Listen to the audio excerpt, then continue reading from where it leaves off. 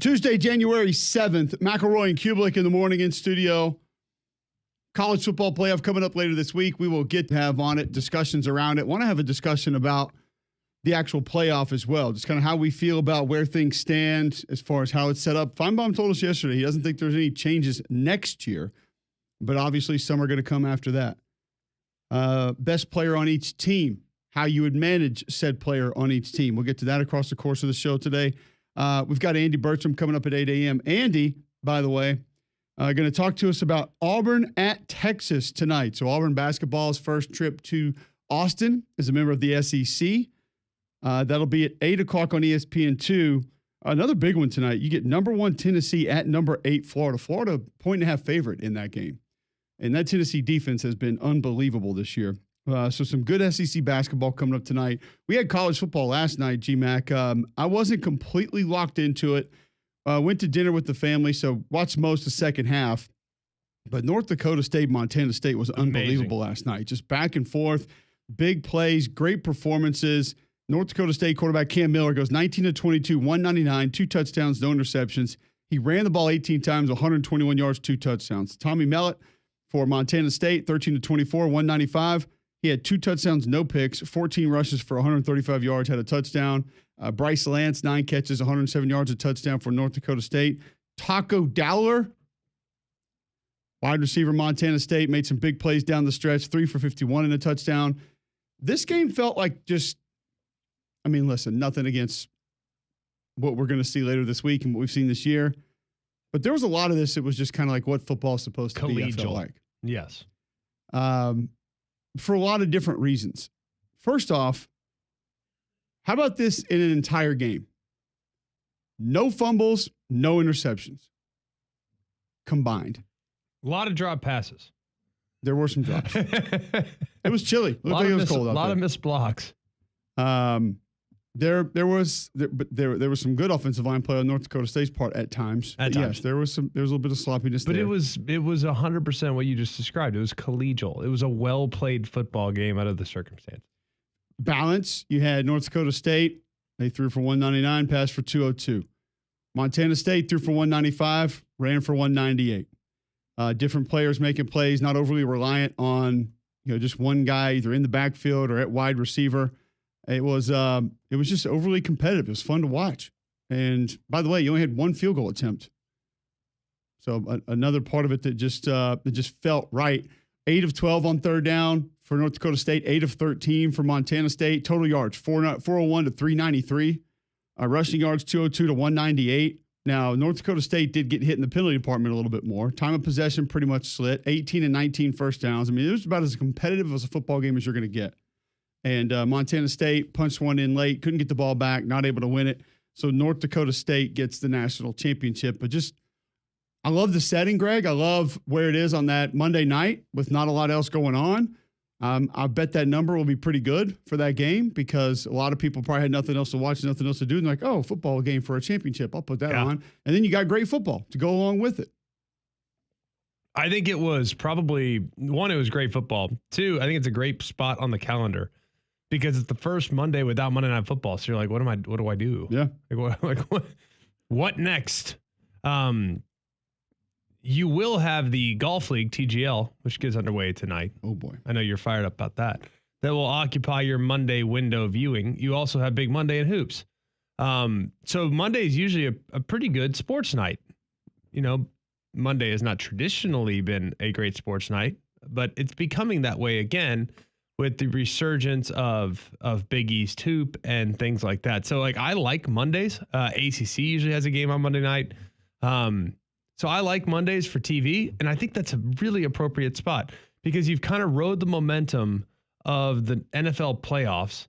And it used to be on the Saturday before the national championship. And I felt like it got lost in conference basketball and other things. I know college football means Saturdays, but man, there's something about that national championship on Monday that allows you kind of an unoccupied window. So I can't wait to see the numbers come back from it, but I'm cautiously optimistic it did really well. It was a really good game too, which made it all the more compelling. And North Dakota State is the brand in the FCS that people are paying attention to. So that's always good as well. Speaking of, North Dakota State gets their 10th FCS national championship. By the way, that's been done in 14 years. They are 10-1 national championship games. Good? No other school has more than 6 FCS titles, by the way, ever. And keep in mind, they just did that in the last 14 seasons. So it's been a remarkable run and doesn't look like it's been slowing down with one thing that they didn't have were coaching changes for a very long time, very long periods of time. And they've had a couple here in a little bit shorter period of time for them. And it doesn't seem like it's going to slow down the Bison at all. But that was a fun watch. And I agree, that's a great window for that game right there, where we feel like football may be starting to dip a little bit as far as how much we're going to get. And then boom, all of a sudden, here we go. And we get, a national championship game. What is this going to be tonight? This TGL. Is this like a pop stroke competition? I have no idea. Is this like, are they going to chip? It's inside, right? Yes. It's an indoor facility, and I got to be honest with you. SoFi Center. Come again? It's at the SoFi Center. Sophie Center. No, I think the concept is good. So tonight, SoFi Center, but it's not SoFi Stadium in Los Angeles. It's SoFi Center in West Palm. I think it's a good concept. Here's my thought on it: is you have these teams. Wait a minute, they're not doing like the computer stuff, are they? Yeah. Stop Yeah. with this. Yes. No, I don't need to see guys playing. What's the spin ball golf game everybody plays and gambles on? I don't need professional golf and Golden Tee on my television, man. Like, what are we doing? I took my 7-year-old to go do this yesterday, and he hit into one of these. Like, I can watch him do this. I'm sure it's the same result. It's a screen, Greg. I don't. Greg. I'm out. Sorry. No one said you need to be in. But I'll tell you this, as someone that really enjoys live sports, as someone that finds college basketball at times to be a little bit unwatchable outside of the SEC right now. I really enjoy the SEC. It's terrific. The Big 12 traditionally has been excellent. Really like that most of the time. But there are nights of the week where I'm not super into the basketball slate. For example, when Dayton's playing Davidson, I can skip that one. Thursday nights, I think, would be a great spot for this, but we have actual golf tournaments on Thursdays during the day. I think having golf at night is interesting. I think appealing to a younger crowd in golf is also important. For me, as someone that has 2 young boys and a young daughter, I would like all 3 to have the ability to play golf at some point. I'm not going to force it on them. I'm hoping they find it interesting on their own. And I think something like this can help with that. So I will have it on at my home, because I do think it will be consumable for children. I don't know if you feel that way. I know you don't want your kids to play golf. I want them to put the John, what did I just say a second ago? The exact opposite. Literally, when I take him in there, the first thing they ask me for, how's Greg? How's Greg? He hadn't been in a while. How's Greg?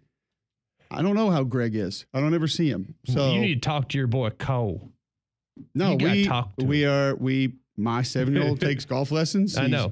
His grandfather wants him to be able to play with him. I can't play with him. I can't play golf. But do you understand? It's something that'll be valuable for him. I'm just, and actually, now that you mention it, he will probably enjoy this. That's what I mean. I'm not watching guys hit a ball into a screen. It's not for you. And give me CGI ball flight. I don't need it. It's not for you.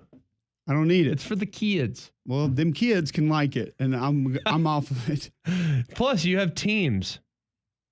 Give me transfer portal kids that I haven't studied the tape on yet, and I'll be over there grinding on that. What I love most are the people My that Dalmatian monster truck that took us 7 hours to put together yesterday, Legos. What I love most is that the people that are playing in these specific teams have no connection whatsoever to the city that they are representing. That's the best part about this. Cities? Oh, yeah. So these are like city franchises. Yes, these are franchises. They own the team. Let's go. Let's hear. Let me guess. Hold on a second. San Diego. No. Beverly Hills. No. West Palm Beach. Nope. What's the place in the desert that everybody goes on vacation? Sedona? Palm Desert. Palm Springs. Palm Springs. Yeah. The Hamptons. Mountain Brook.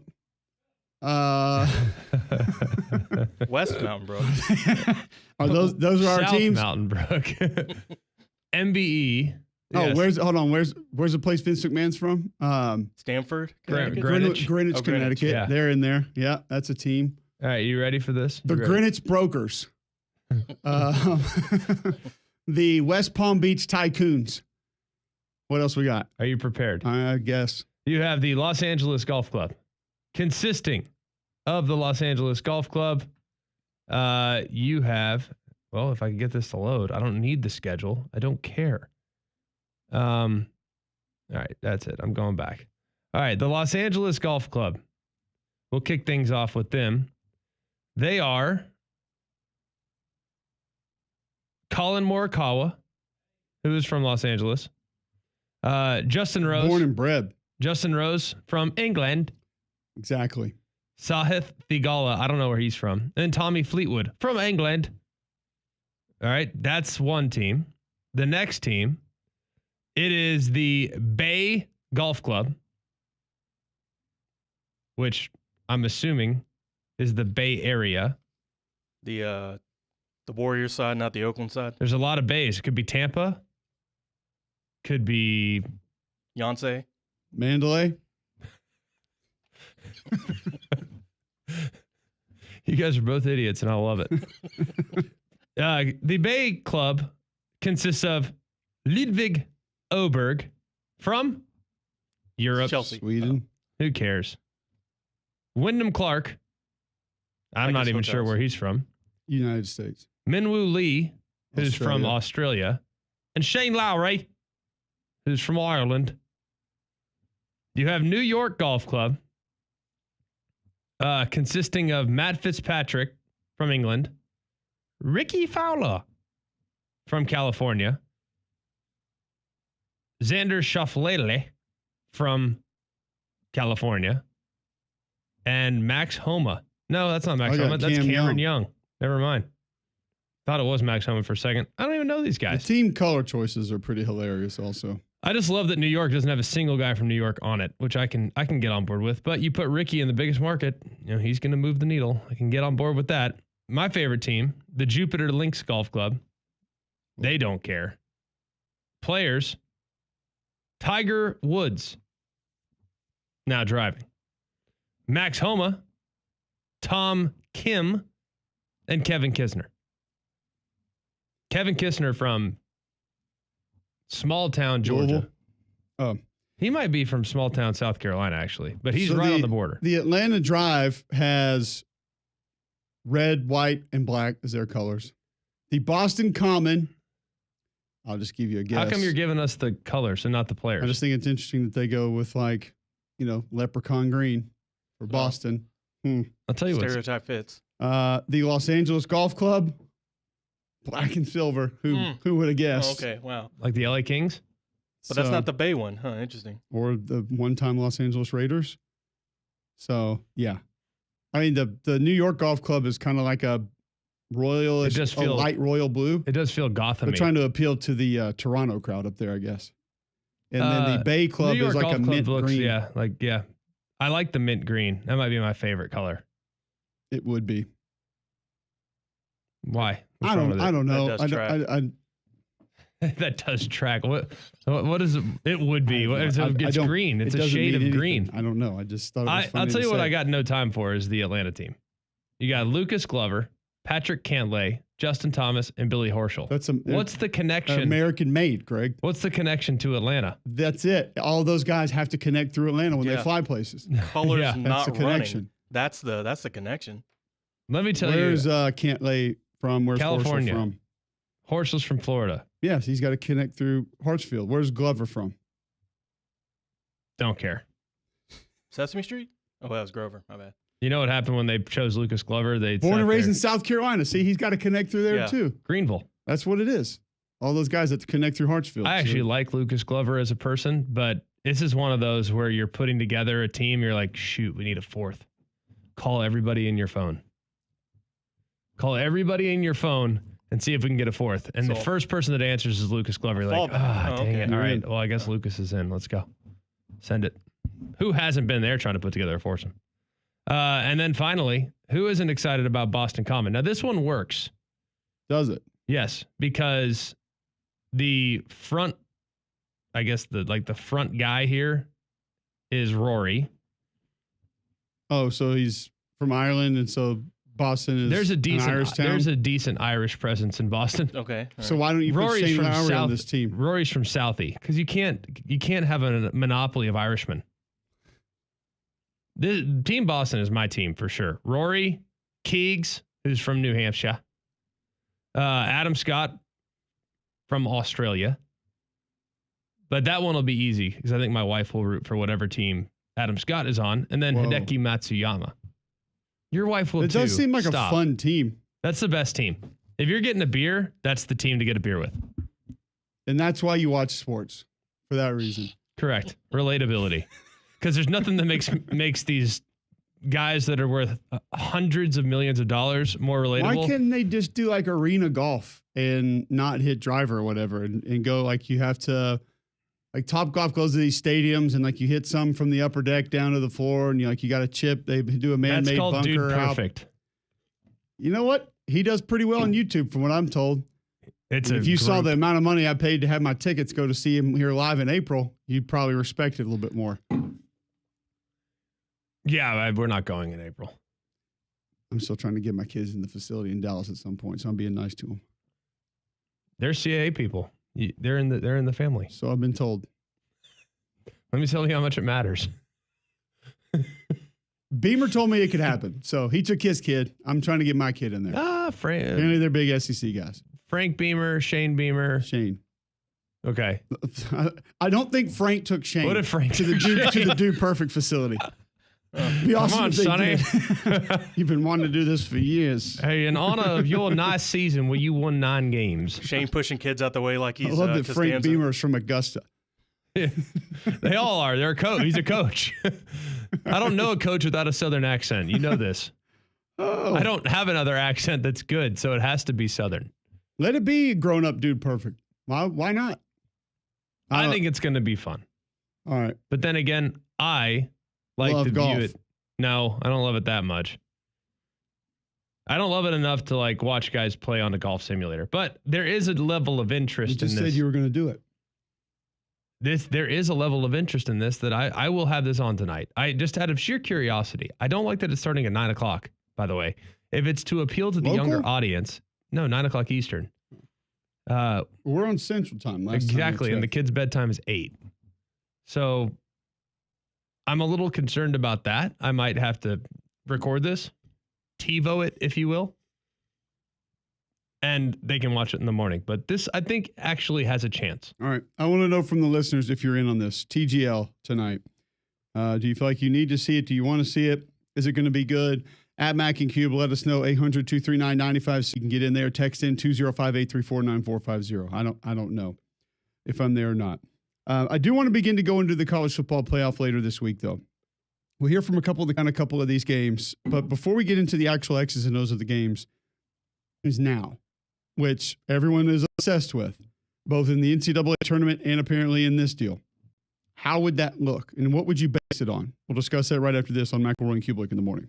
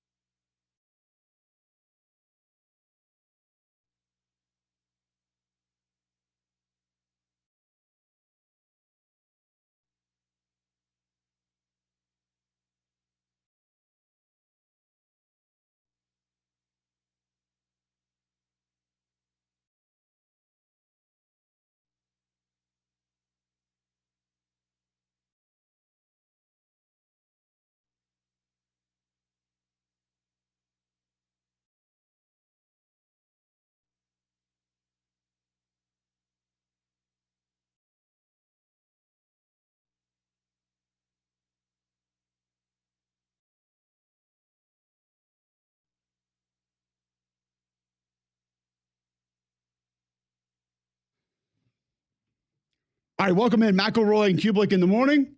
It is 7:20 today, January 7th, right here on Jocks 94.5. Andy Bertram coming up at 8 a.m. We'll talk some Auburn basketball then. And one thing that we do need to get an update on that we just have not really had a discussion about, Brian Driscoll is going to join us at 8:30 today. Covers Notre Dame. There are some injuries that we need to discuss and that we need to sort of figure out what's going on with, because that team is beat up right now. And I want to get the latest on Love. I want to get the latest on Cross and Xavier Watts. I mean, they had, for those fans making excuses for Georgia, I think there are none, because their best player goes out of the game, misses about a half, Greg? Almost a half of that game? Probably. Cross had a cast on his ankle. He missed some of that game. He came out late. Xavier Watts came out for a series. Looked like he had a separated shoulder. Potentially best player on defense, maybe the best player on the team, actually, if you're just talking football players. So this team they are dinged up and have been since the beginning of the season, losing their best corner early, losing a couple of offensive linemen in camp, which Jaggy saw. I don't know, maybe he can give him some reps this week. Yeah, he was ready to go last week. So but we'll get an update there on that one. Everyone seems to be obsessed with reseeding when it comes to tournaments and playoffs. And if we were to reseed this one right now, I guess number one, the question would be, you're just basing it on what has happened thus far through the playoff? That would be how it would have to go. How would you seed these teams out, Greg, if you were to reseed them heading into the semifinals? Well, I think the reseeding thing's a little bit ridiculous to an extent where people are suggesting that you reseed like every single round. I don't agree with that. Feels like a lot. Because who right now, according to most people, is the best team in the field? According to Vegas, for example. Like, who's the team to beat right now? Easily Ohio State. Exactly. And what's their seed? 8. Exactly. So, like, what are we talking about?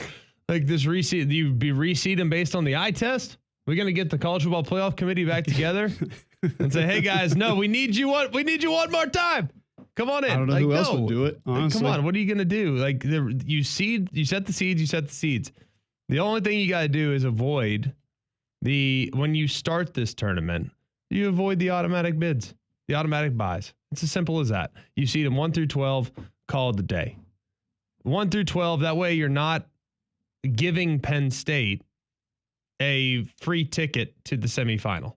That's no disrespect to SMU or to Boise, but it's a more manageable game. And the game, everyone's dunking on Georgia right now. Well, if Georgia got to play Boise, they'd be in the semifinal game. Like, that's my opinion. I don't know if that's true or not, but I feel pretty confident that's likely what would have happened. So I think that's part of the challenge, that yes, you have to just seed them 1 through 12, and then the one plays 12, one plays the winner of 5 and 12. 2 plays the winner of, 1 plays the winner of 8 and 9. 2 plays the winner of 7 and 10. 3 plays the winner of 6-11. 4 plays the winner of 5-12. Simple as that. But just for this practice for fun, if you were to reseed these out, or we can just say rank them as they remain, whatever. We're all going to go Ohio State 1, right? Like, that's not really debatable. Not debatable. Based on how they've looked, what they've done, what they've accomplished. Correct. I do think number 2 is a little bit more intriguing for a couple of the reasons that you mentioned. There's probably a team with, if you just took exactly what they have done, would easily be there. The question for that would probably be more of, who have they done it against, and do they deserve to be there? Who would you see 2 right now, or rank 2 out of these 4 teams if you were to reseed them? Notre Dame. Okay. I like the fact that Notre Dame has defeated 2 what we view as better teams. I would give them credit for that. Resume. Yep. I think maybe overall quality of football played, I might lean Penn State there. I think I would go Penn State 2. And I love what Notre Dame has done. And I have a lot of respect for it. I just think Penn State they have played more clean football over the span of 2 games, more dominant football. Now, listen, they got a lot of help. I mean, SMU threw them the football for multiple touchdowns. That helps a lot. But they still did it. So I might go Penn State 2, Notre Dame 3. Would you go Penn State 3?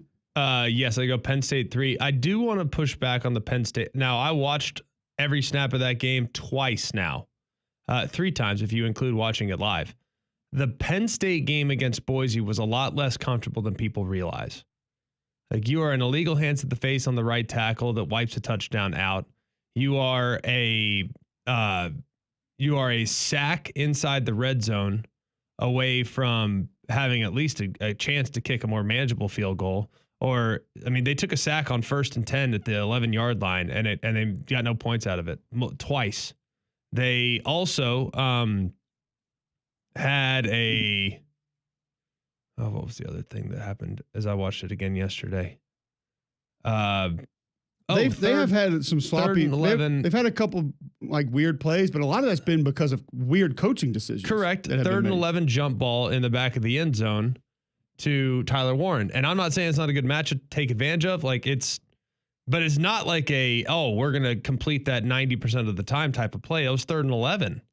So, now we're talking about that's 17 points right there in the blink of an eye that could have easily gone the other way. I mean, it was not as dominant as I think you would think when looking at the final score.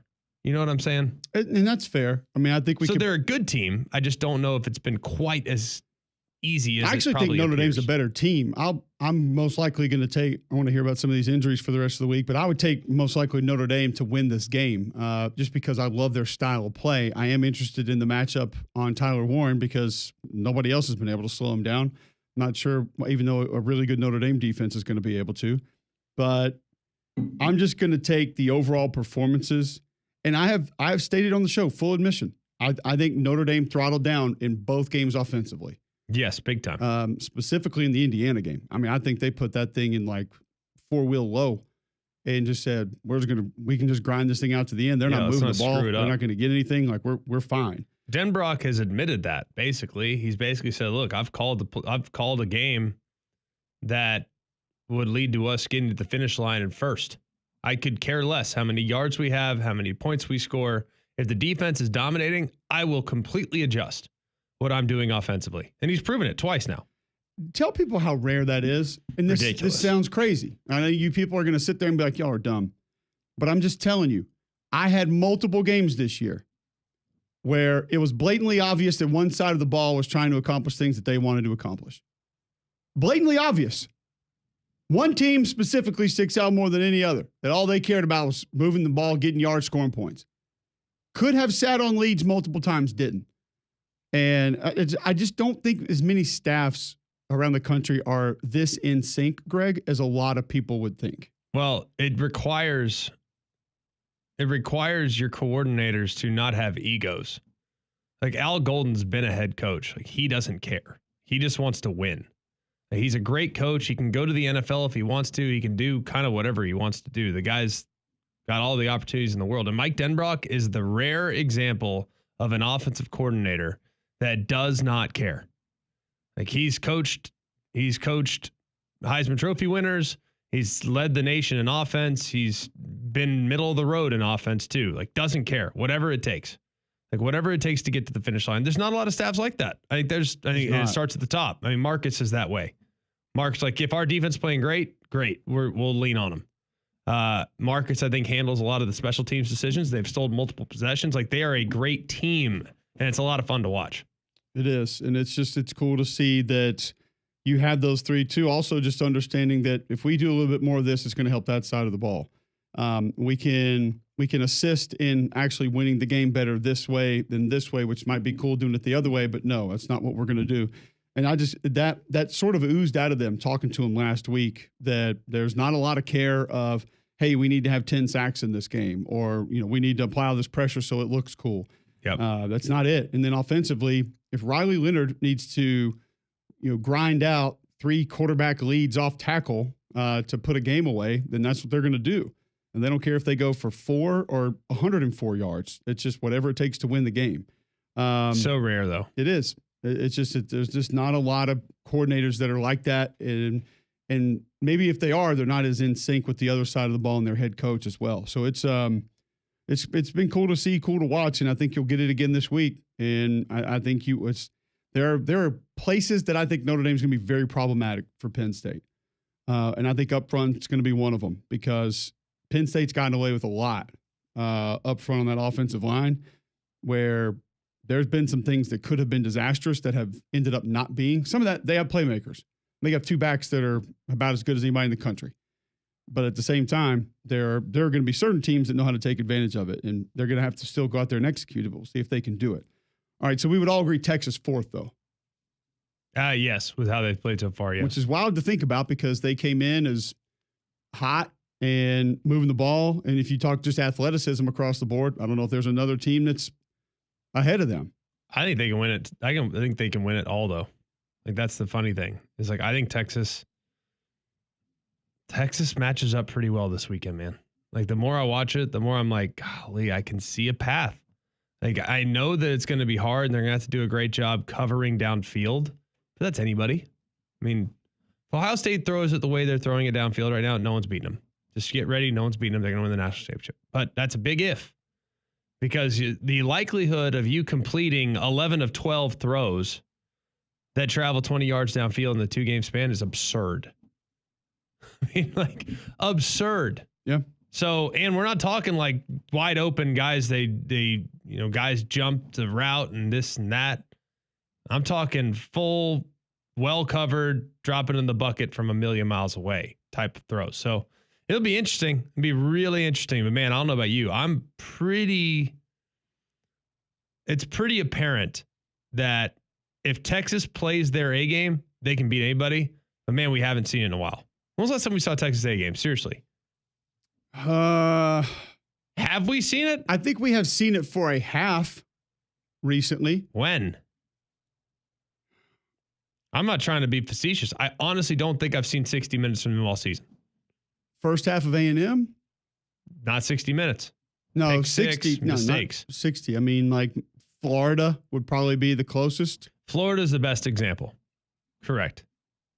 But that was Florida with one arm tied behind their back. Yeah, Oklahoma was pretty good, but that's not I mean, they weren't going to move the ball anyway. I mean, I'm talking full 60-minute dominance. Michigan was the one that stood out to me.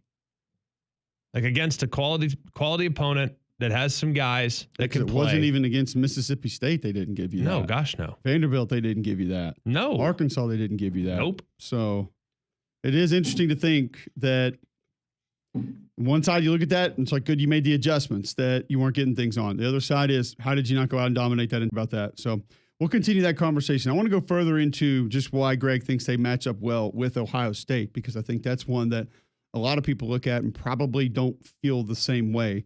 We know how we're going to feel this week, though. It's going to be cold. Don't get caught in it. Schedule Train Comfort Specialist. Train has been recognized 10 consecutive years as America's most trusted HVAC brand and our exclusive home comfort partners here at Jocks. Visit Train.com to find a comfort specialist near you. We'll talk Texas, Ohio State right after this on Jocks 94.5.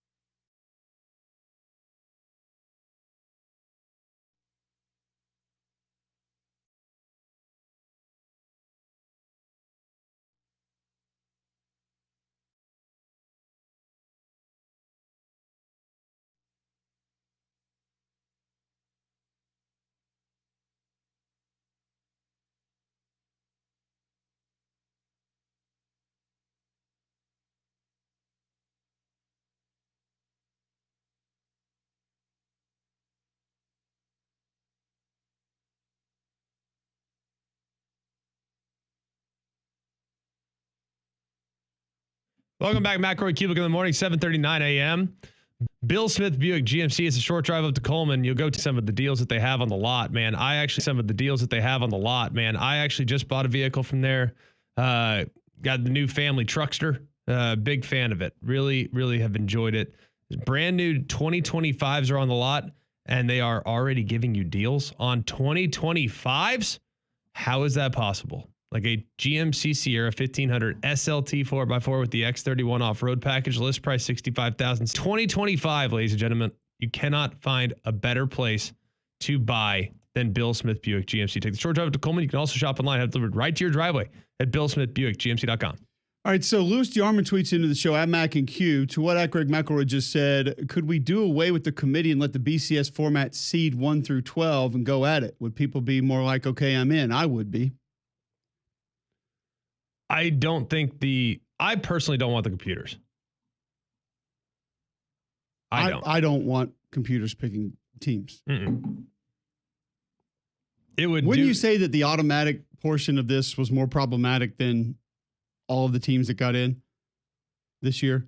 Yeah, I would say that's part of it. I don't mind the automatic because I think the conference championship should mean something. The problem is the conference championship in the SEC and the Big Ten doesn't mean anything.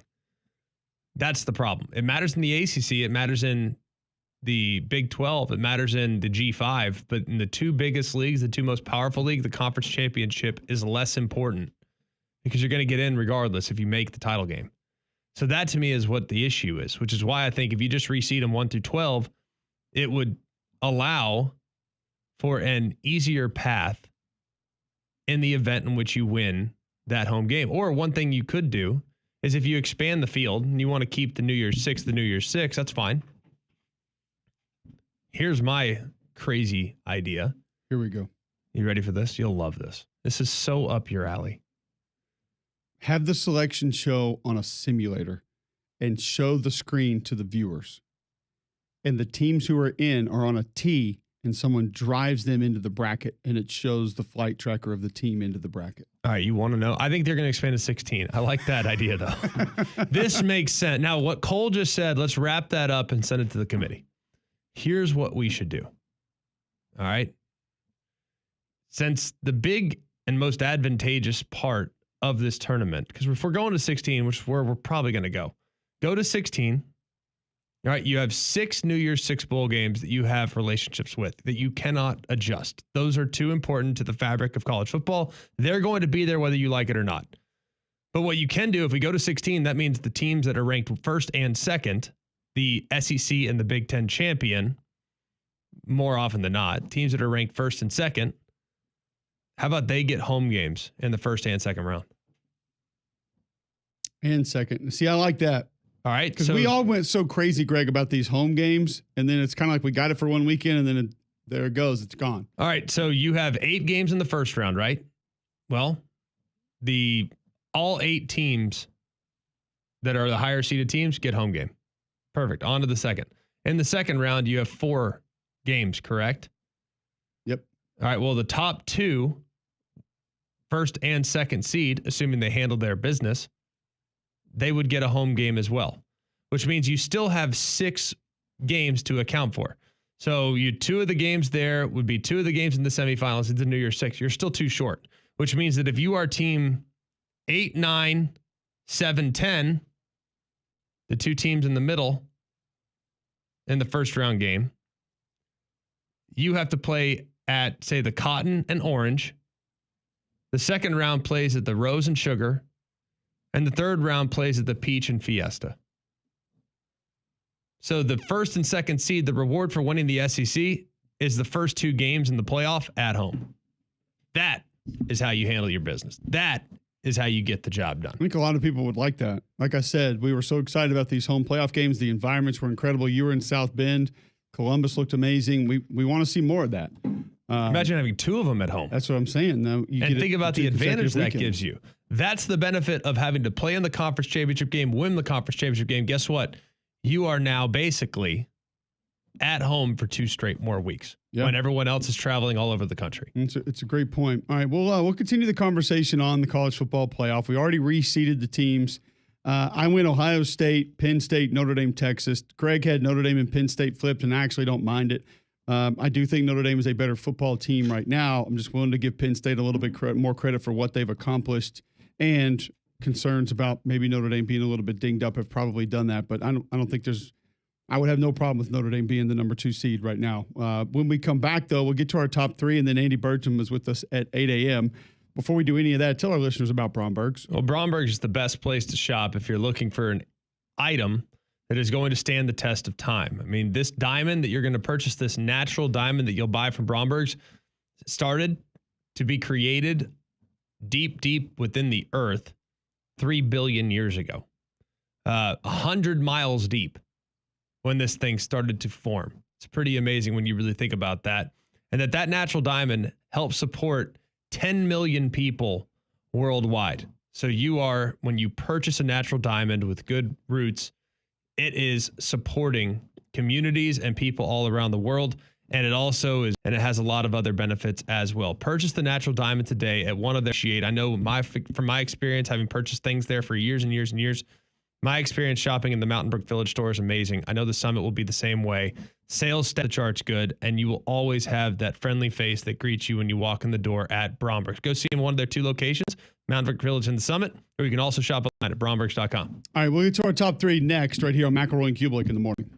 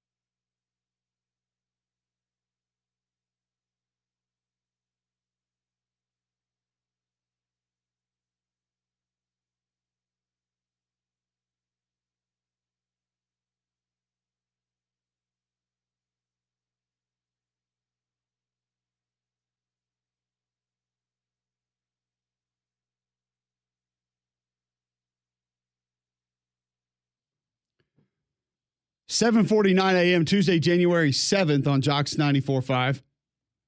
Going to get to the top 3 here in Notre Dame injuries at 8:30. We'll talk a lot more college football playoff throughout the course of this show. I want to get Greg's thoughts. Not many people are going that direction. A couple things that I could see would be in Texas's advantage, but they're going to have to get good play out of a couple spots that maybe they haven't gotten great play from in this playoff. You can always get great products at your CBD store. If you have skincare issues, they have multiple products, can help you in the evening, can help you during the day. sunscreen, sanitizer right there at your CBD store. If you have gut health, if your pet has gut health issues, your CBD store has products for that. Products to help you focus better throughout the course of the day. Hair products that can help you as well. Dog treats that can help them with arthritis, anxiety, and that gut health, skincare as well. They can take care of you and your pet at your CBD store. First company to have USDA certified organic oil supplements, the largest brick and mortar CBD retailer in the world. They focus their attention on being the best plant sciences company out there. So check out one of their 3 locations, Highway 280 by Bailey Brothers, 150 by the Cajun Cleaver, Trussville just off 459. Your CBD store where good health hits home. Top 3 every day. Damien, what do we have on tap for today? It's the NFL takeaways from Top 3 playoff matchups. Could be. But no. Top 3 regular season performances. That was yesterday. Of the whole season? The whole season? It'd be Jameis Winston that Oh, no, I was going to say game. collectively, but. No, it's just top 3 takeaways from this past weekend. Of course, the Detroit Lions locked up the number 1 seed in the NFC in the playoffs. I have a question. Is Detroit, in your opinion, will they be the representative for the NFC in the Super Bowl? No. Okay. Which way you leaning? Anywhere but there. Wow. Good answer. Don't care. Good answer. The Commanders? Jinx. No. Rams? Bucks. Nope. Packers? Eagles? Nope. Packers just lost their best player, Christian Watson torn ACL out for the playoffs. arguably. Who you going with? Vikings. All right. Lions are going to be a situation where they haven't been there in so long. The pressure is going to be on them at home. I would almost, if I were the Vikings, I don't hate being on the road. Things get a little sideways early. Okay, Herbie. Things are going to get tense. I'm just saying things are going to get tense. They haven't been there in forever. Forever. We're talking about a long time. And we're still talking about the same guy, right? Jared Goff. We're still on the same page there. That is so true. Like, yes. I'm not saying that he's not a You don't believe in Sam Darnold? I'm believing in the bigger picture. I'm believing in the whole shebang. Seeing it all, feeling it all. Like, I think O'Connell and company, they're going to be able to move the ball. I think they got great playmakers on the outside. They can rush the passer. Like, I think the Vikings got a real shot to make a run here. I don't think there's anything necessarily false with your compliments of Minnesota, and I do like them as a team. But the one thing that I'll say is I love the way Detroit is built. I feel like they are built for playoff football, not necessarily inside, but still they are. But also the ways in which Jared Goff's life can be made easier. Jahmyr Gibbs, David Montgomery, handing the ball off, high percentage throws. Sam Laporta, higher percentage throws. Jameson Williams down the field trying to take top off of defenses. I'm not going to say high percentage because obviously they're deep balls, but the level of difficulty a lot of times is not necessarily what it might be in some other systems. So I just think he has weapons that can offset some of the, whatever you want to call it, playoff woes, whatever it is. Yes. And they have Penei Sewell. They can throw him the ball. I'm not going to say Detroit is the team that I think is definitively in it. I'm still going to go Philadelphia, but I don't think Detroit's going to be one and done. Fair. Okay. John, what you think? It's hard to put my faith in Sam Darnold.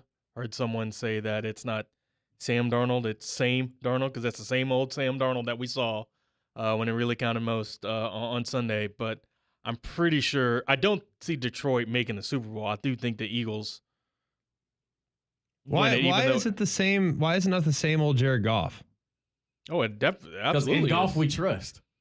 I'm not saying he's not. I'm just saying, like, if the same narrative about Darnold exists, why don't we ask that same question about other players that are in similar situations that have had this new hope springs eternal, new lease on life with their new destination? You're not wrong. We absolutely should. That's all I'm saying. In that case, Why I the also Rams are believe- in, right? Yeah. I mean, Staff dog? We The call only him one Matthew that's- Stafford. what other quarterback in this division has proven more than he has? Or in this conference, I guess. I did nothing. Baker Nobody. Mayfield? Bake dog? Just Jalen Hurts? Took the Browns to the playoffs.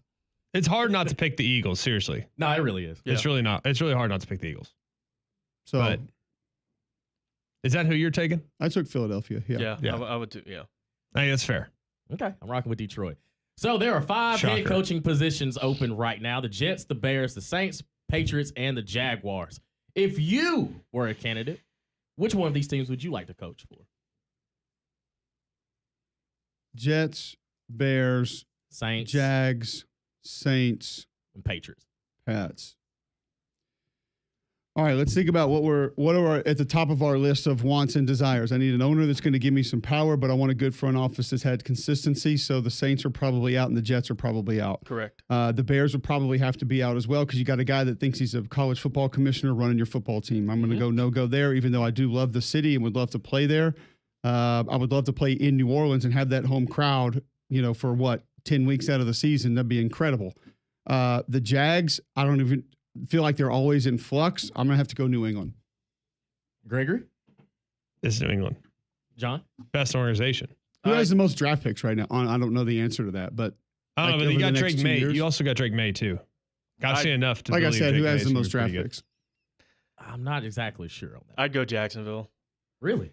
Yeah, New stadium, London. new facility. and a whole bunch of cap space plus that division. Even though C.J. Stroud is there, he's proven that he's vulnerable, somewhat And the Titans in that gettable, division, too. and so 2 easy wins right there. I wouldn't want to take the Saints because if I screwed it up, I would never be able to go home. So That's I ain't fair risking point. that. Fair point. Titans had the number 1 overall pick. Who are we picking? Your nose, I guess, because you got Ward. I'm going to say what I say most other years in this spot. Can you trade down? And if you can, do. Man. No, I maybe you can trade down and actually get a quarterback as well, but you also get other spots. You need more than just a quarterback.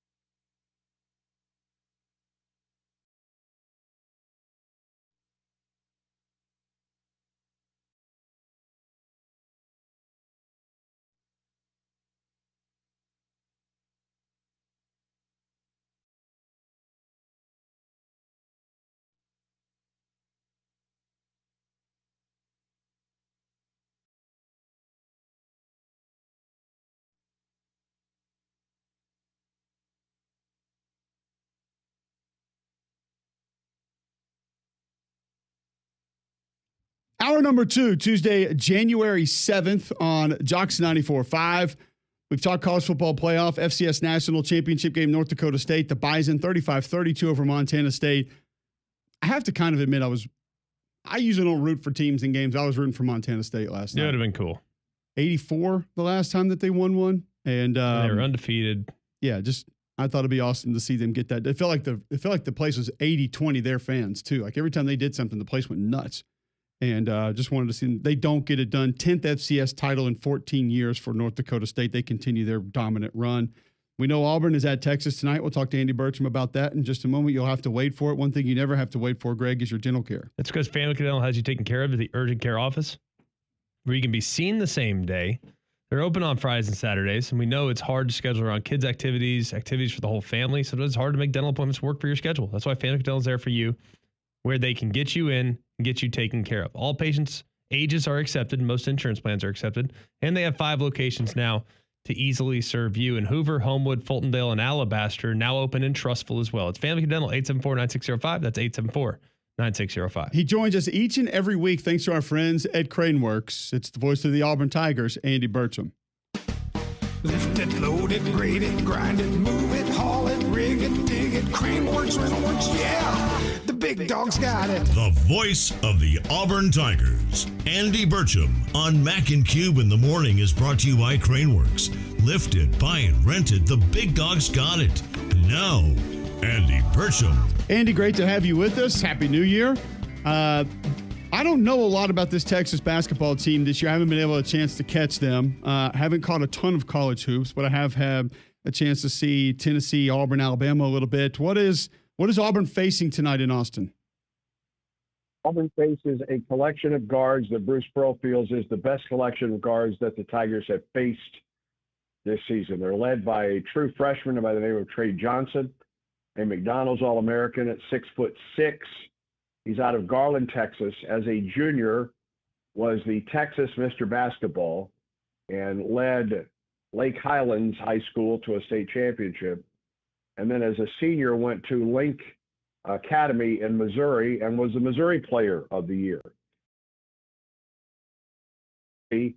At 19 points a ball game. He has 33 threes on the season. And he leads a really good group of about 6 guards that Auburn will face in tonight's ball game. Now, what kind of crowd we see here in Austin remains to be seen. It's going to be interesting to see what kind of atmosphere we see, because this is Auburn's second true road game of the season, the first and the only to this point, despite the fact that Auburn has played all those neutral site games against a really tough non-conference schedule. This is just the second true road game of the season, the first which, of course, was Duke. What do you make of just the starting conference play and some of the things that you'll see on the schedule coming up? I know it's a gauntlet. Everybody's playing it. But it does appear like some teams have a really front-loaded, some teams have a really back-loaded schedule, and some teams are pretty evenly distributed. How would you assess the schedule from top to bottom in the SEC for y'all? Well, this is the first of back-to-back road games for Auburn after Auburn's home game against Missouri, at Texas tonight, at South Carolina on Saturday. That first weekend of Southeastern Conference play, for the most part, road or home teams ruled in the game. And that resulted in a pair of undefeated teams getting their first loss of the season. Oklahoma, which was drilled at Alabama, and Florida, which played a really good game. I mean, you talk about an entertaining game. That Florida-Kentucky game in Lexington on Saturday, where both teams went above 100 points, was highly entertaining. So just one undefeated team now in the country, and that's the number one team in the country, and that is Tennessee. Really no big surprises, I thought, on the first weekend of Southeastern Conference play, and it is a gauntlet, Mac. You're right. It's an absolute gauntlet. It will be. I'm going to be fascinated to see, and I don't know which of these teams is going to do it, but what team emerges at the end with a regular season SEC championship, and how many losses they have. For a team to lose just 0, 1, or 2 games, I think will be very, very tough. I think the SEC champion this year could lose 3, 4, maybe 5 games because this league is so very good top to bottom. Andy Burcham joins us each and every week. Thanks to our friends at Crane Works, voice of the Auburn Tigers, with us on the Buyers Right hotline now. Where is this team morphed the most, I guess, in the first quarter of the season? Bruce Pearl's team, that is. We know what Janai's able to do, what he's been capable of, and what he's already done this year, but we knew that there was going to be some youth that had to help this basketball team. Where have they already grown the most? Well, Todd Pettiford is as advertised. I mean, he is Auburn's McDonald's All-American coming in, just the 7th in Auburn history, and has played like a high school All-American this season. He's averaging 11.1 points a game. He is second on the team in assists behind Janai, who leads Auburn in points, rebounds, assists, and blocks, and is the third leading scorer in the SEC. He leads the league in rebounds and block shots. So, I mean, you're right. Janai has been as advertised this season. I think the fact that Todd Pettiford has stepped up in his freshman season, we're seeing more playing time in Auburn's other freshman, Ja'Kai Howard. But where I see Auburn has morphed more this season than in years past, perhaps back to the Final Four team of 2019, is how well Auburn shoots the ball from the outside, because Denver Jones has 33s, Miles Kelly has 29 three-pointers. In years past, in the last couple of years, despite great talent on the Auburn team, you could see a team slap a zone on Auburn, and it could slow down the offense. I don't think that's the case this year. We saw Monmouth play a little bit of zone in the last non-conference game, and we saw Missouri play some zone this past week, and yet Auburn still shot well over 50% from the field and had a good shooting percentage from the three-point line. That, to me, is one of the biggest differences in this Auburn team this year than in the last 4 to 5 years. Obviously, injuries are always number one as far as things that would concern you. It does feel like a team that has great depth, though. So in the event in which you lost a guy or two here or there down the stretch, it wouldn't be a back-breaking situation. But what do you make of the weaknesses that this team might have? Like, what would keep you up at night if you were Bruce Pearl? That's a good question. I think we'd have to ask Bruce that question. Depth is not a factor right now, a negative factor for Auburn. And the one thing that we just don't know as this season goes along, this Southeastern Conference season goes along, is those injuries. I mean, we got a glimpse of it a little bit when Janai Broome suffered that strained shoulder in the Georgia State game, but has come back and has played 3 games since then, although I think that is still something that is a concern for Auburn. He still continues to wear that sleeve on his right shoulder, and I wouldn't be surprised if he doesn't wear that sleeve for quite some time. If there was a concern coming out of Missouri, it was the fact that Auburn had 16 turnovers in that game, and that's the most that Auburn has had this season. To that point, though, Auburn was averaging less than, still is averaging under double digits in turnovers. So if that becomes a trend for Auburn, that could be a concern for the Tigers. But Auburn rebounds the ball well. It has depth on the inside. It shoots the ball well from the outside. I guess, Mac, if turnovers becomes an issue, that could keep the head coach up at night. Andy, what have you thought about what Auburn's done in the portal so far from a football perspective with head coach Hugh Freeze? It feels like a lot of the needs have already been met. Obviously, we knew quarterback was going to be a big one. Offensive line needed to adjust there. I do feel like they've made some upgrades in some of those spots. But overall, what are you hearing about it? What are your thoughts on Auburn's work in the portal so far? I think you just said it, Cole. I think Auburn addressed its needs and has added some defensive line help in the last couple of days. Wherever Auburn finishes up in its ranking in the transfer portal, I think the most important thing is Auburn addressed its needs, certainly at quarterback, where it's picked up 2, one of which will be in spring ball, which both were in, but the Stanford quarterback is going to be there and graduating. You can certainly understand that. It added to the backfield. It has added to the wide receiver. Auburn picked up the best portal wide receiver for a second straight year. It's helped itself at both tackle spots on the offensive line, and the middle three guys are all back from last year's team. I think you got to feel pretty good if you're among the Auburn fans that you've helped yourself out there. They've helped themselves at tight end. They are helping themselves on the defensive front. I'm not sure they're even done there. They've helped themselves at linebacker. They certainly helped themselves in the secondary, and they picked up a punter. So there you go. I think you've addressed all the issues, and I don't think Auburn is done at this point. You've lost a couple key pieces, which was to be expected at this point. But I don't know if it helped the fact that Auburn wasn't preparing for a bowl game and could completely concentrate on the transfer portal. That's not a tradition that you want to continue at this point. You want to be among those schools that are dealing with a bowl game and hopefully one day soon a playoff game while you're still addressing the transfer portal. But I think Auburn did what it needed to do and has done what it's needed to do in the transfer portal this season. Andy, we always appreciate the time. Great catching up with you. Enjoy Austin. I've heard that arena is incredible. I have not been inside of it, but the looks of it are extremely nice. And look forward to catching up with It'll be my first trip in the Moody Center. I've been here at the old Irwin Center, but I'm looking forward to seeing the brand new facility here in Austin. Well, we'll be listening. Appreciate the time and look forward to catching up next week. As we know, each and every week you're brought to us by Craneworks. And RentalWorks offers a full line of rental equipment for any type of your machinery needs. They offer operators for every type of equipment as well. They can supply the equipment you need, plus the man to do the job. Go to craneworks.com for a quote in Birmingham, Nashville, Mobile, and Huntsville. Guys, have a great day. Thanks, Andy. There he is, Andy Burcham, voice of the Auburn Tigers, joining us on the Buyers Right Hotline.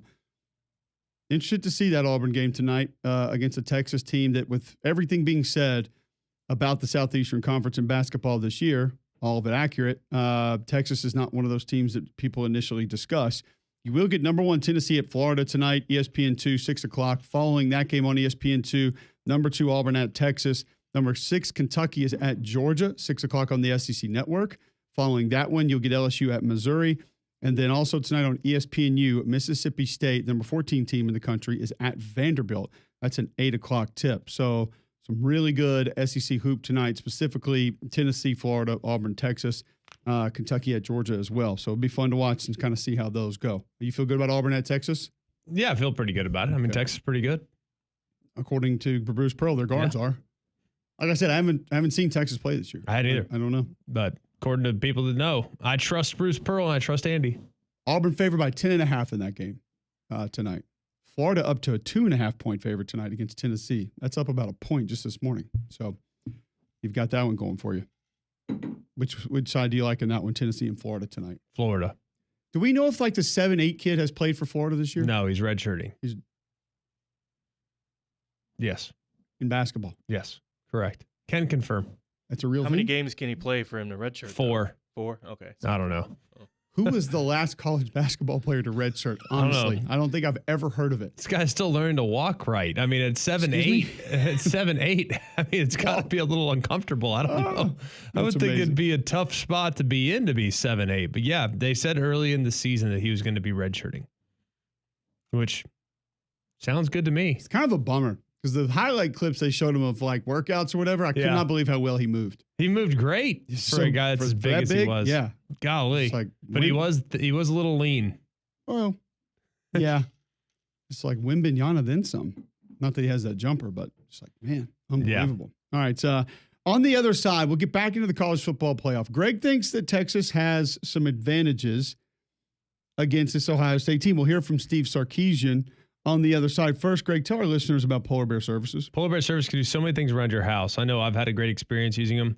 I know you guys will have a great experience as well, especially now knowing what the weather's looking like for the next week or so. Your HVAC system is ready and up to the task because the last thing around your home that can lead to problems and that can lead to your family around your home that can lead to problems and that can lead to your family being in a really uncomfortable spot. So get them out, get out in front of it and allow that to be comfortable spot. So get them out, get out in front of it and allow that to become an issue today. Call Polar Bear Services. Remember, if you have a problem with your electrical, plumbing, heat, or air, just pick up the phone and call the Bear. It's 205-497-BEAR. It's 497-BEAR. All right, after this, we begin to break down Ohio State and Texas in the college football playoff. Next, right here on McElroy and Cubelic in the morning.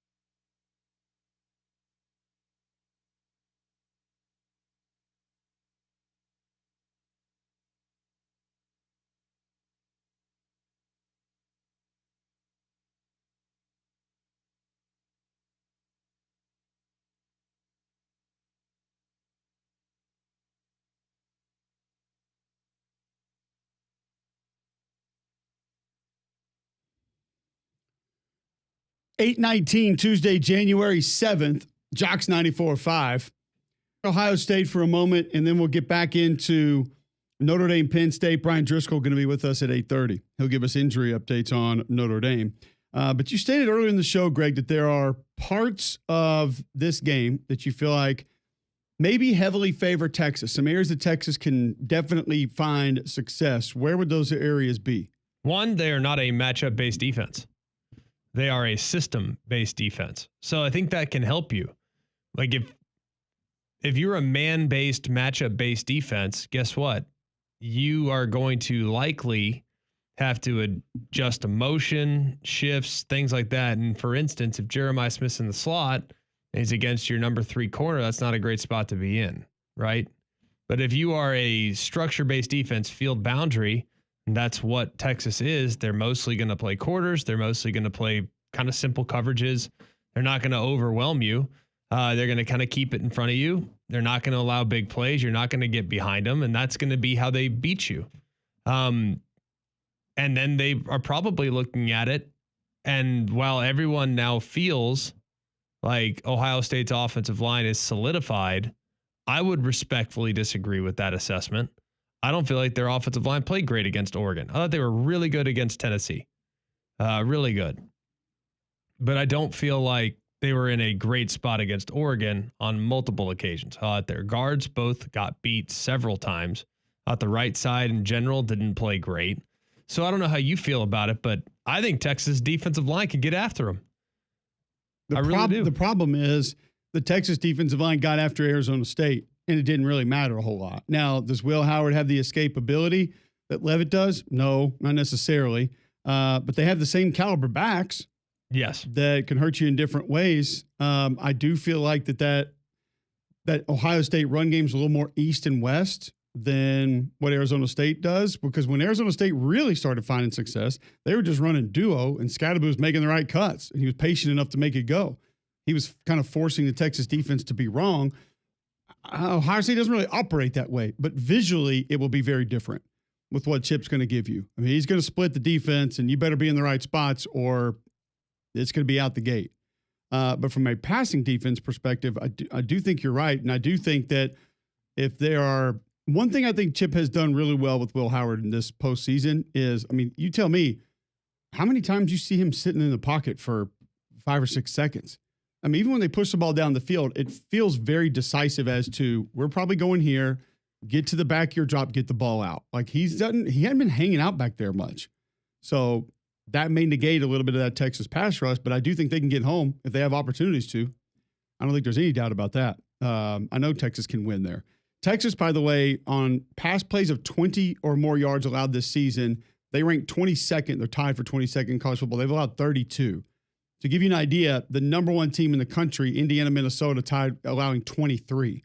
So it's not far off best in the country. They have not allowed a pass play over 70 yards this season. Only one of 60 yards or more, only one of 50 yards or more for the Texas defense. So like you said, not a lot of teams get over the top against this group. No. And that could be huge for how they're going to play it. What about on the other side when Texas is on offense? This is where I don't love their matchup. Like, I don't know about you. I don't love their matchup at all. I do think that Quinn in the final quarter and overtime against Arizona State could have been the best version of himself. I know he had the one interception where he should have driven it as opposed to floating it. That was one that he'd like to have back. That was a bad play, but it was really the only bad play in a 30-play sequence. He threw for 197 yards in the fourth quarter and overtime. He had 3 touchdowns, 2 through the air, 1 on the ground in fourth quarter and overtime. And he also gave them the opportunity to kick 2 game-winning field goals in the final 5 minutes. I mean, you're in a really good spot. Like, I think Quinn can carry over that performance with the timing that he displayed on the outbreaking stuff, on the comebacks, on the throws outside the hash. I think that outside the numbers, those are the throws that you have to hit against Ohio State. And I don't love Ohio State's cover guys. I think Davison Igbinosun is a penalty, a walking penalty, and he's going to have at least 1 or 2 holding or pass interference calls if you take enough shots in his direction. And then on the other side, Denzel Burke, I'm not sure he's seen weapons that are as good as the weapons he's going to see. If Matthew Golden gets deep on him, it's game, set, match. Evan Stewart torched him earlier this year. Torched him. What I'm saying is it is not a horrible matchup for Texas like it is for so many others. Right. I'm not picking Texas to win. I am picking Texas to cover, but I am not picking them to win. All I'm saying is that they have the pieces to take advantage of an Ohio State team that right now people think is completely unbeatable. So I think they can get on their corners. I think their safeties are excellent. They're probably not going to have a lot of opportunities to hit Gunnar Helm in this game. I don't think Gunnar Helm's going to play a huge role in this game unless they utilize him with motion and they can get him somehow matched up on a nickel. I'm not sure that's going to be a huge part of it because I don't think Ohio State's going to be a team that lives, trying to match the nickel with a tight end. I think the defensive line for Ohio State, we've seen their best version of themselves the last couple of weeks. They've been outstanding, relatively speaking. We really need to know the availability of Cam Williams, the right tackle, Kelvin Banks on the other side. Those guys got to play really well because Sawyer and Tuiamoloau have had maybe their best games ever the last couple of weeks. So that'll be interesting. I think the interior will hold up just fine. But I don't know about you. I think Texas actually is built to beat a team like Ohio State. I think they have the pieces. They have the matchup capability. I think it's purely about execution. And we don't always get 60 minutes from Texas, unfortunately. Well, I'll tell you one area that I think Gunnar Hill may become useful is when you watch that Ohio State defense, specifically against Oregon, I feel like they're way out in front of the run game. And it's why Zero had such a big game. I mean, they were jumping everything, but they were right. Yeah.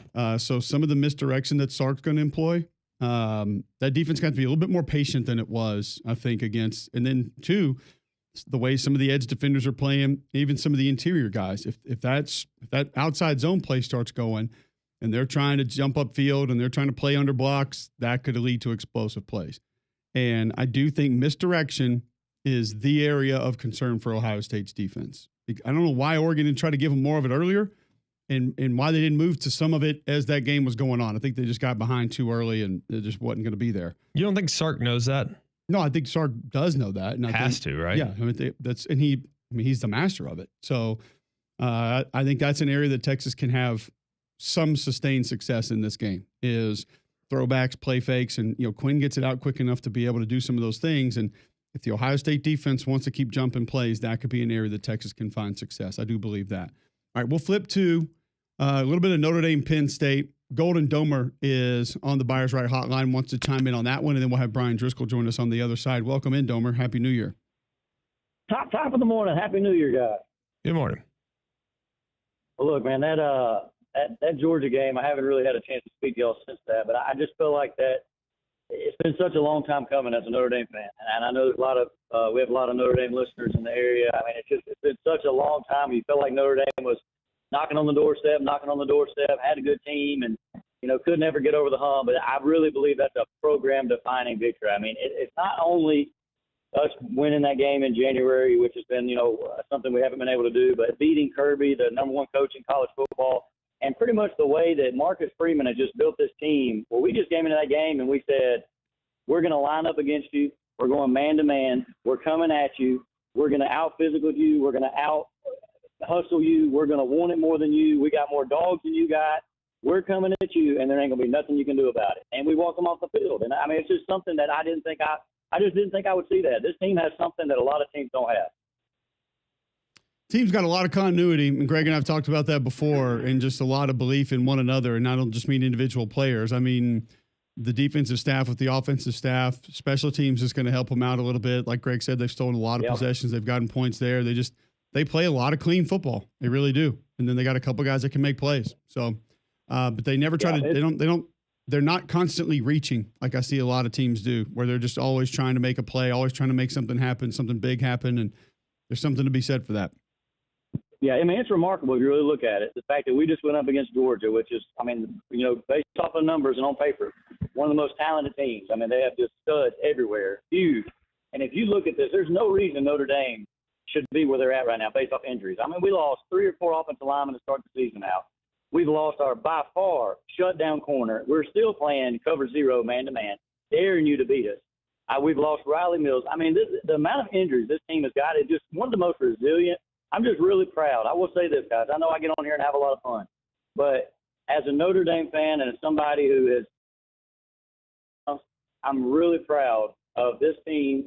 I'm proud of the University of Marcus Freeman because he's proven a lot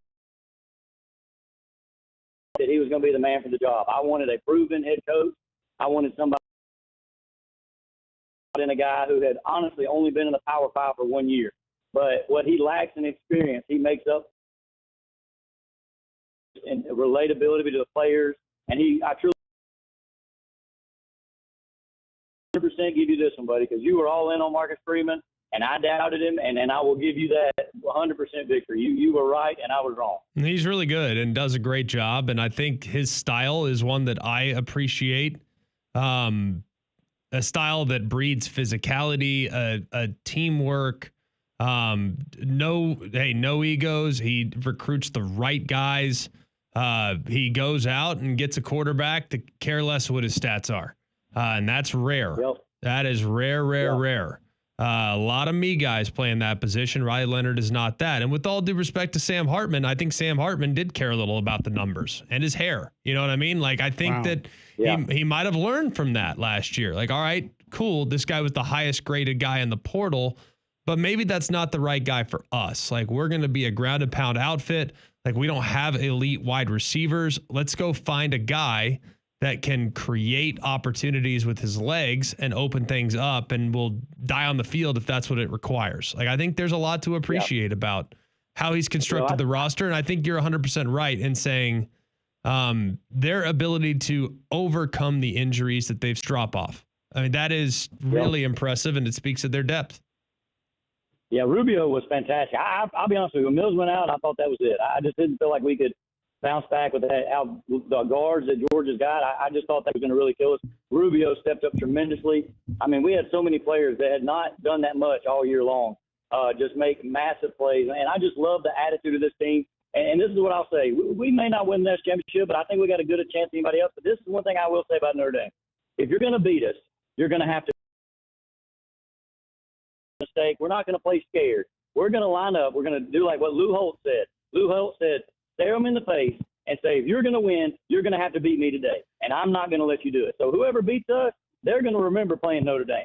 They're going to remember it. And so this is all I'm going to say is this team, no matter what, the way that Georgia game, it was a program game. And some games mean a lot more than others. And I think we're going to be able to look back on that game over the next 5 years, and we're going to say the Golden Dome, the echoes have officially been awakened.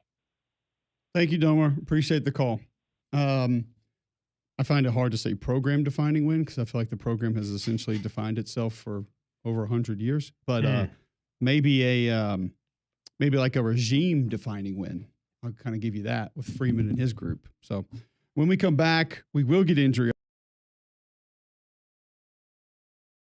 4-5.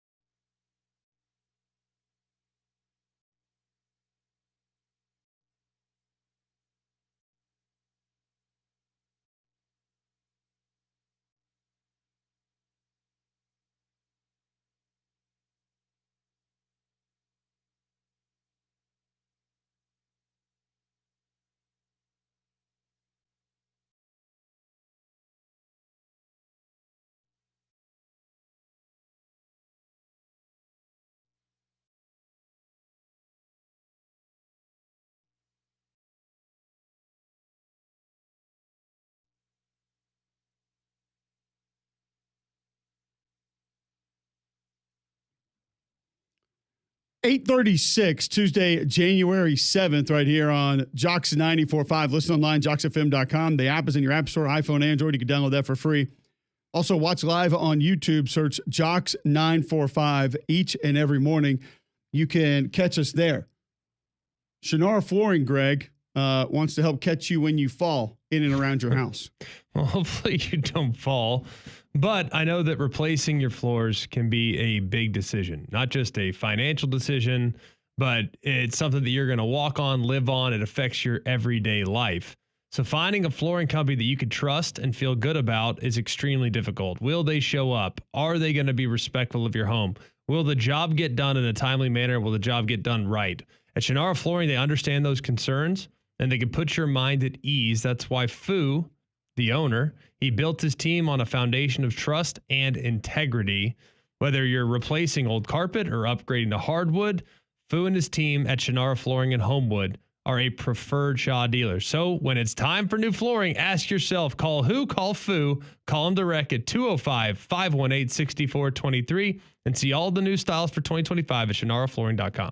All right, let's continue this conversation around Notre Dame and Penn State. And as I mentioned, there are a couple of interesting questions that we have about that game. Brian Driscoll joins us now on the Buyers Right Hotline, owner of Irish Breakdown. They do a great job talking Notre Dame football after games during the week, breaking games down pregame.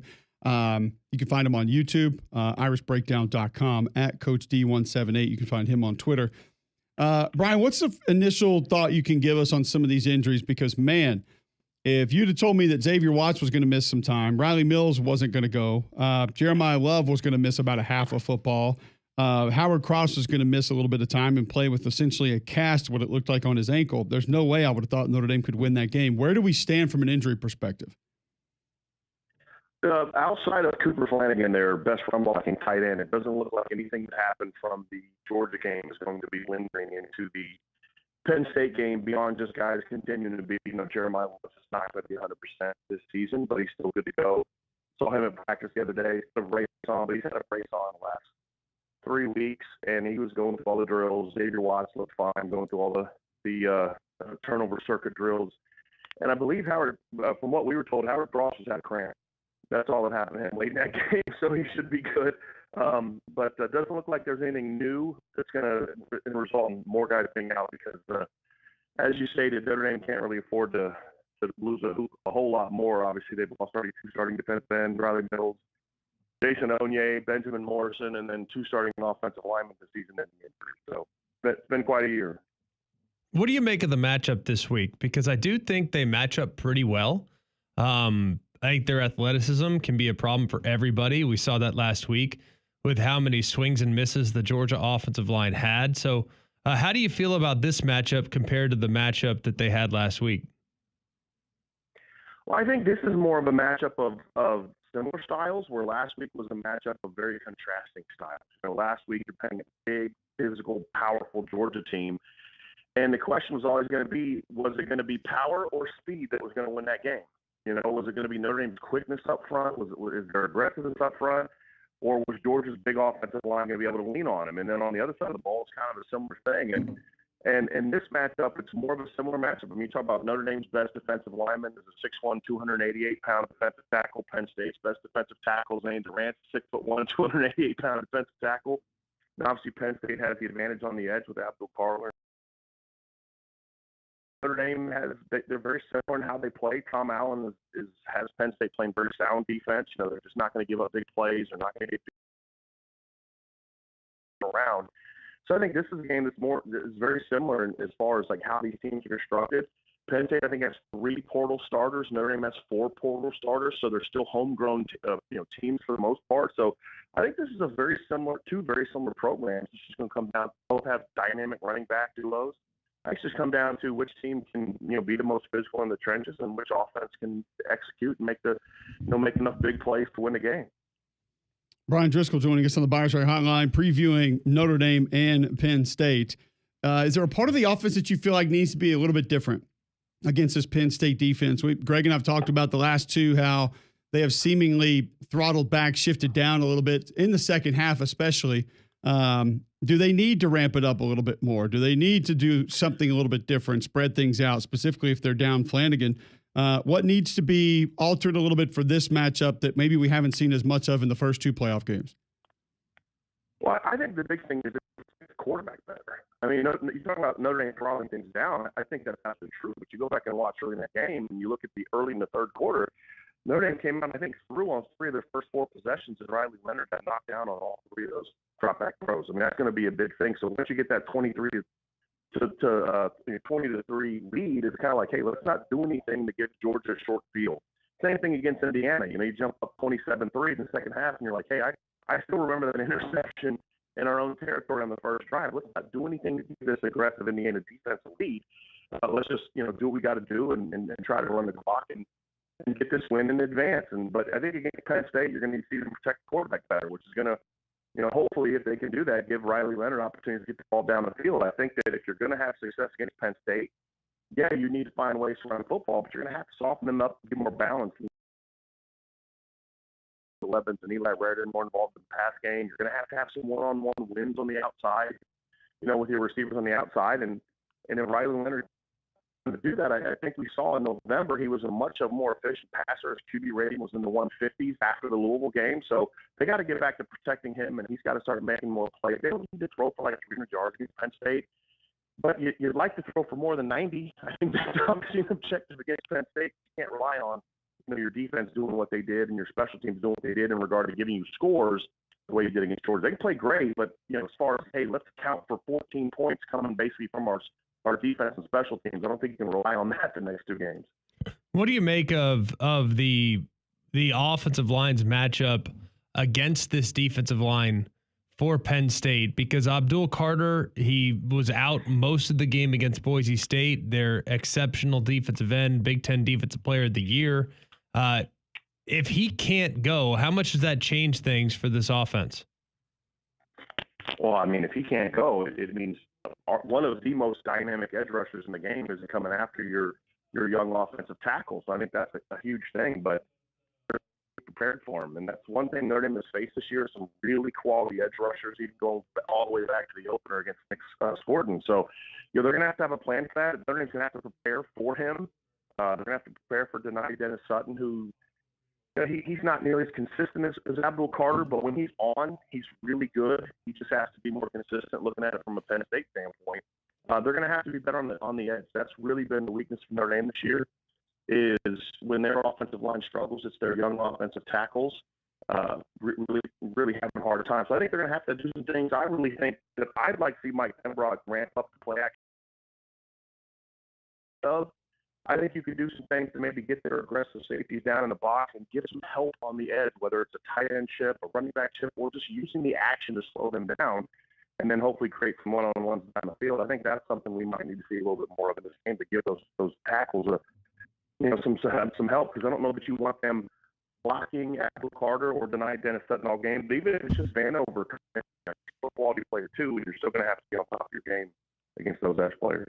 Brian Driscoll joining us on the Buyers Right Hotline of Irish Illustrated, talking Notre Dame, Penn State. So I'm watching the offensive lineman warm up, and all of a sudden I see Jagisaw on the back of a jersey, and I'm like, oh, that's nice. Maybe they just let him dress out, and he come down here and be a part of everything after he got hurt before the season. But then he's going through everything. Like he's in it, and found out that he actually was available. If we get one more week into this, do you think there's a chance we see him? Is he realistically available, or is that just big-time emergency situation? Yeah, that's kind of something that they're being a little bit coy with us about, I think, for good reason. But, I mean, he's been on their PAT field goal team. He was on their PAT field goal team against Georgia, so I would imagine he's good to go.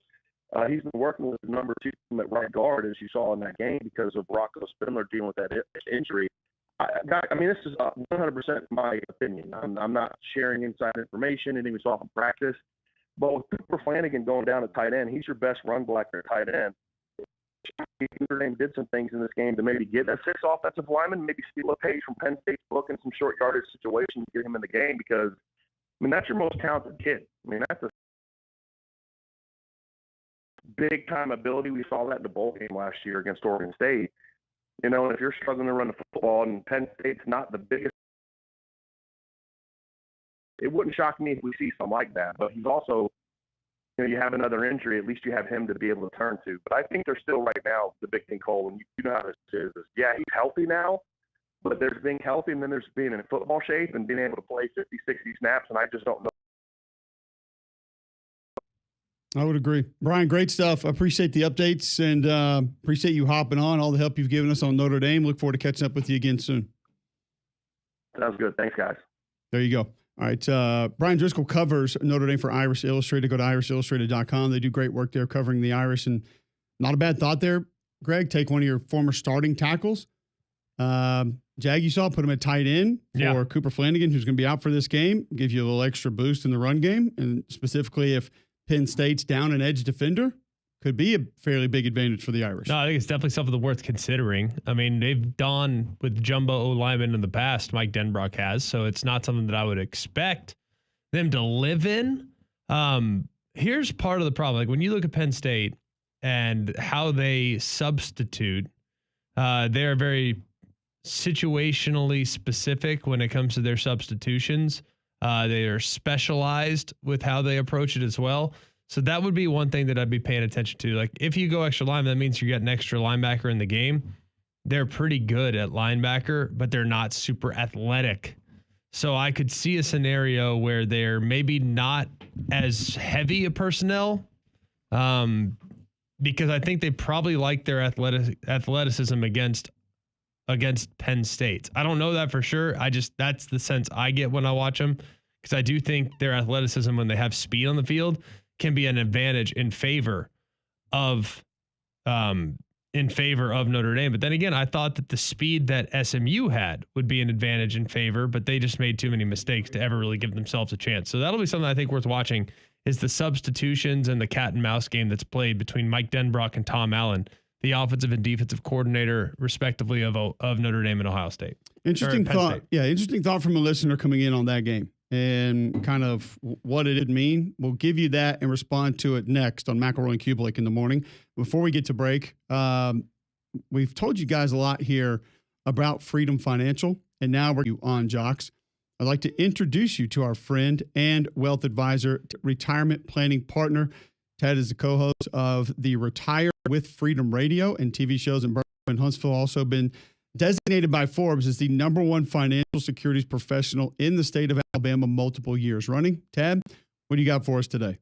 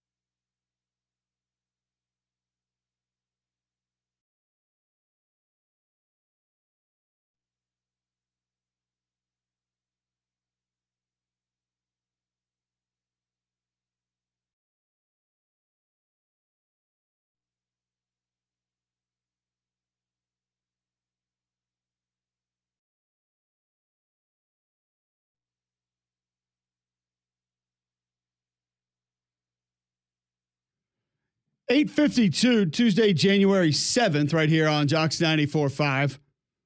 Final hour of the show, we will get to college football playoff, discuss a little bit of that there. Got some feedback coming in from you guys, though, on the Twitter feed, at Mac and Cube. You can always be a part of the show there. Jolly tweets in, at Mac and Cube. I give kudos to Notre Dame and what they have done.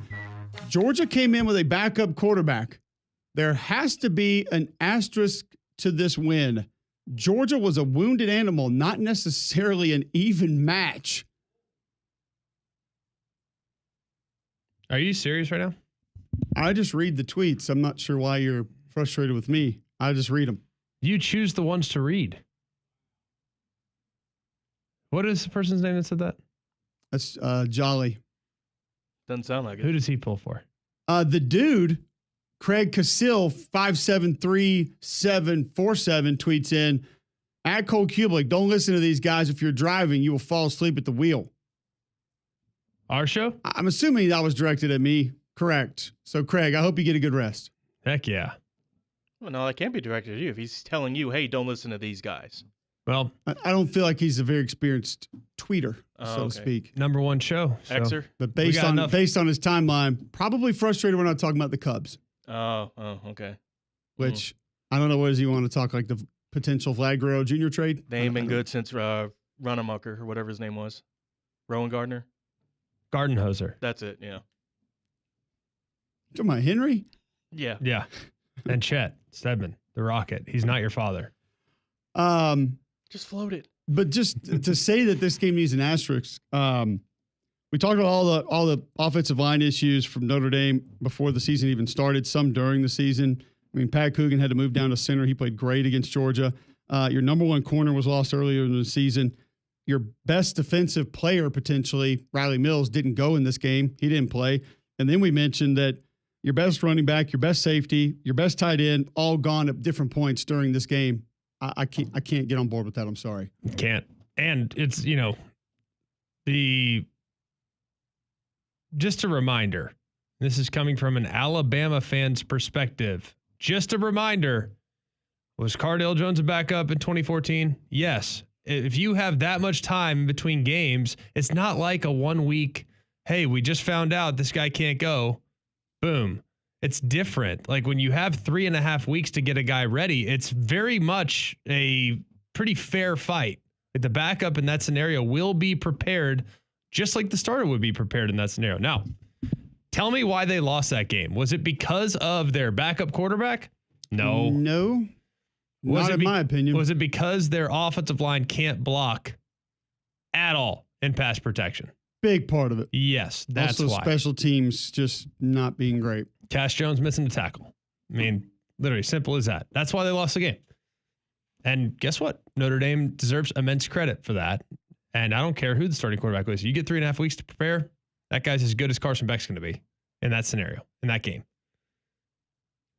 He played fine in that game. I thought he played really well. Gunnar Stockton, by the way, was 20 of 32, 234 yards, a touchdown, no interceptions. And had a 60-yard touchdown off the hands of Dylan Bell that was perfectly thrown wide open. In theory, that should have been enough to win. That stat line. More than enough. Now, he did lose a fumble. That's not on him, though. From the backside? Strip sack from the backside is not on him. No. But I thought he handled himself extremely well. If Dylan Bell catches that ball, he's a 300-yard passer and threw for a touchdown. That's pretty sporty. Ifs and nuts. Not going to put an asterisk on it, though. No. Nope.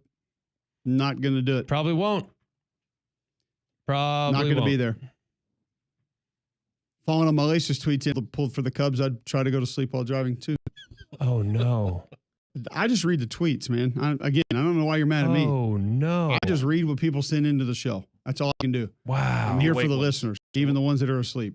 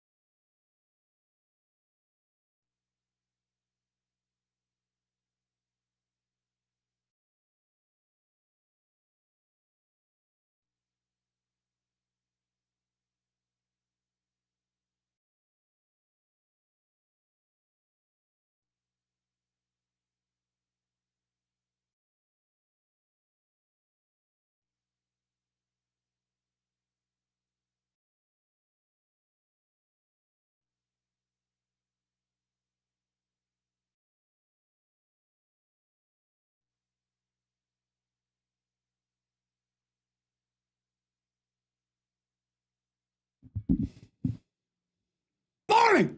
Woo! Hiya. Did you just karate chop us? I don't know what I did, but apparently our monotone voices are not good for some in the gump. Well, intelligent people like our show. Not the dude, Craig. He's not in on our show. And I feel like it needs to be shared because maybe we need to change our voices. Yep. Because that's what the people want. We didn't know that on December 20th, Craig tweeted in, you and McElroy are just so boring in my area, Montgomery. They took a local guy out for you guys. It's such a disappointment. You guys in your straight monotone voices. I can't listen while driving, that's for sure. Statewide home That was skillet. December 20th. Today is January the 7th, and you're still in.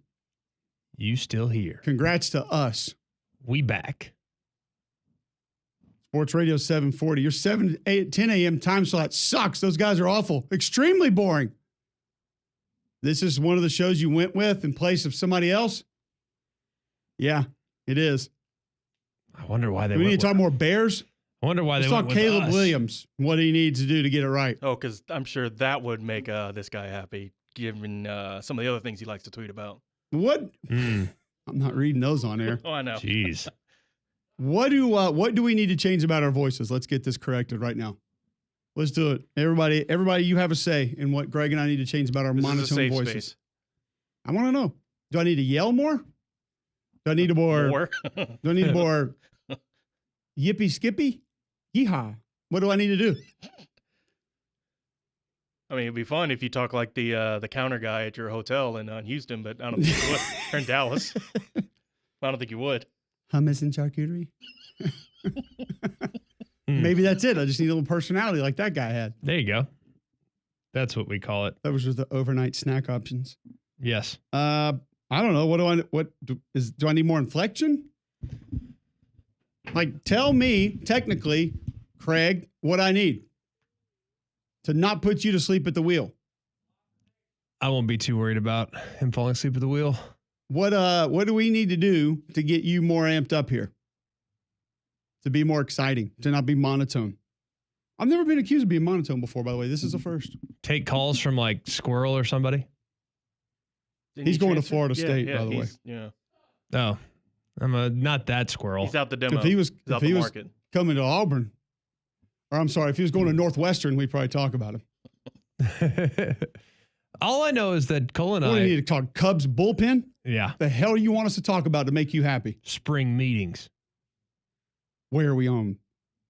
the ownership. Third base. Yeah. They just traded Gavin Lux We to the need to Reds. gargle more, like yell, scream. Ferrell on the bench.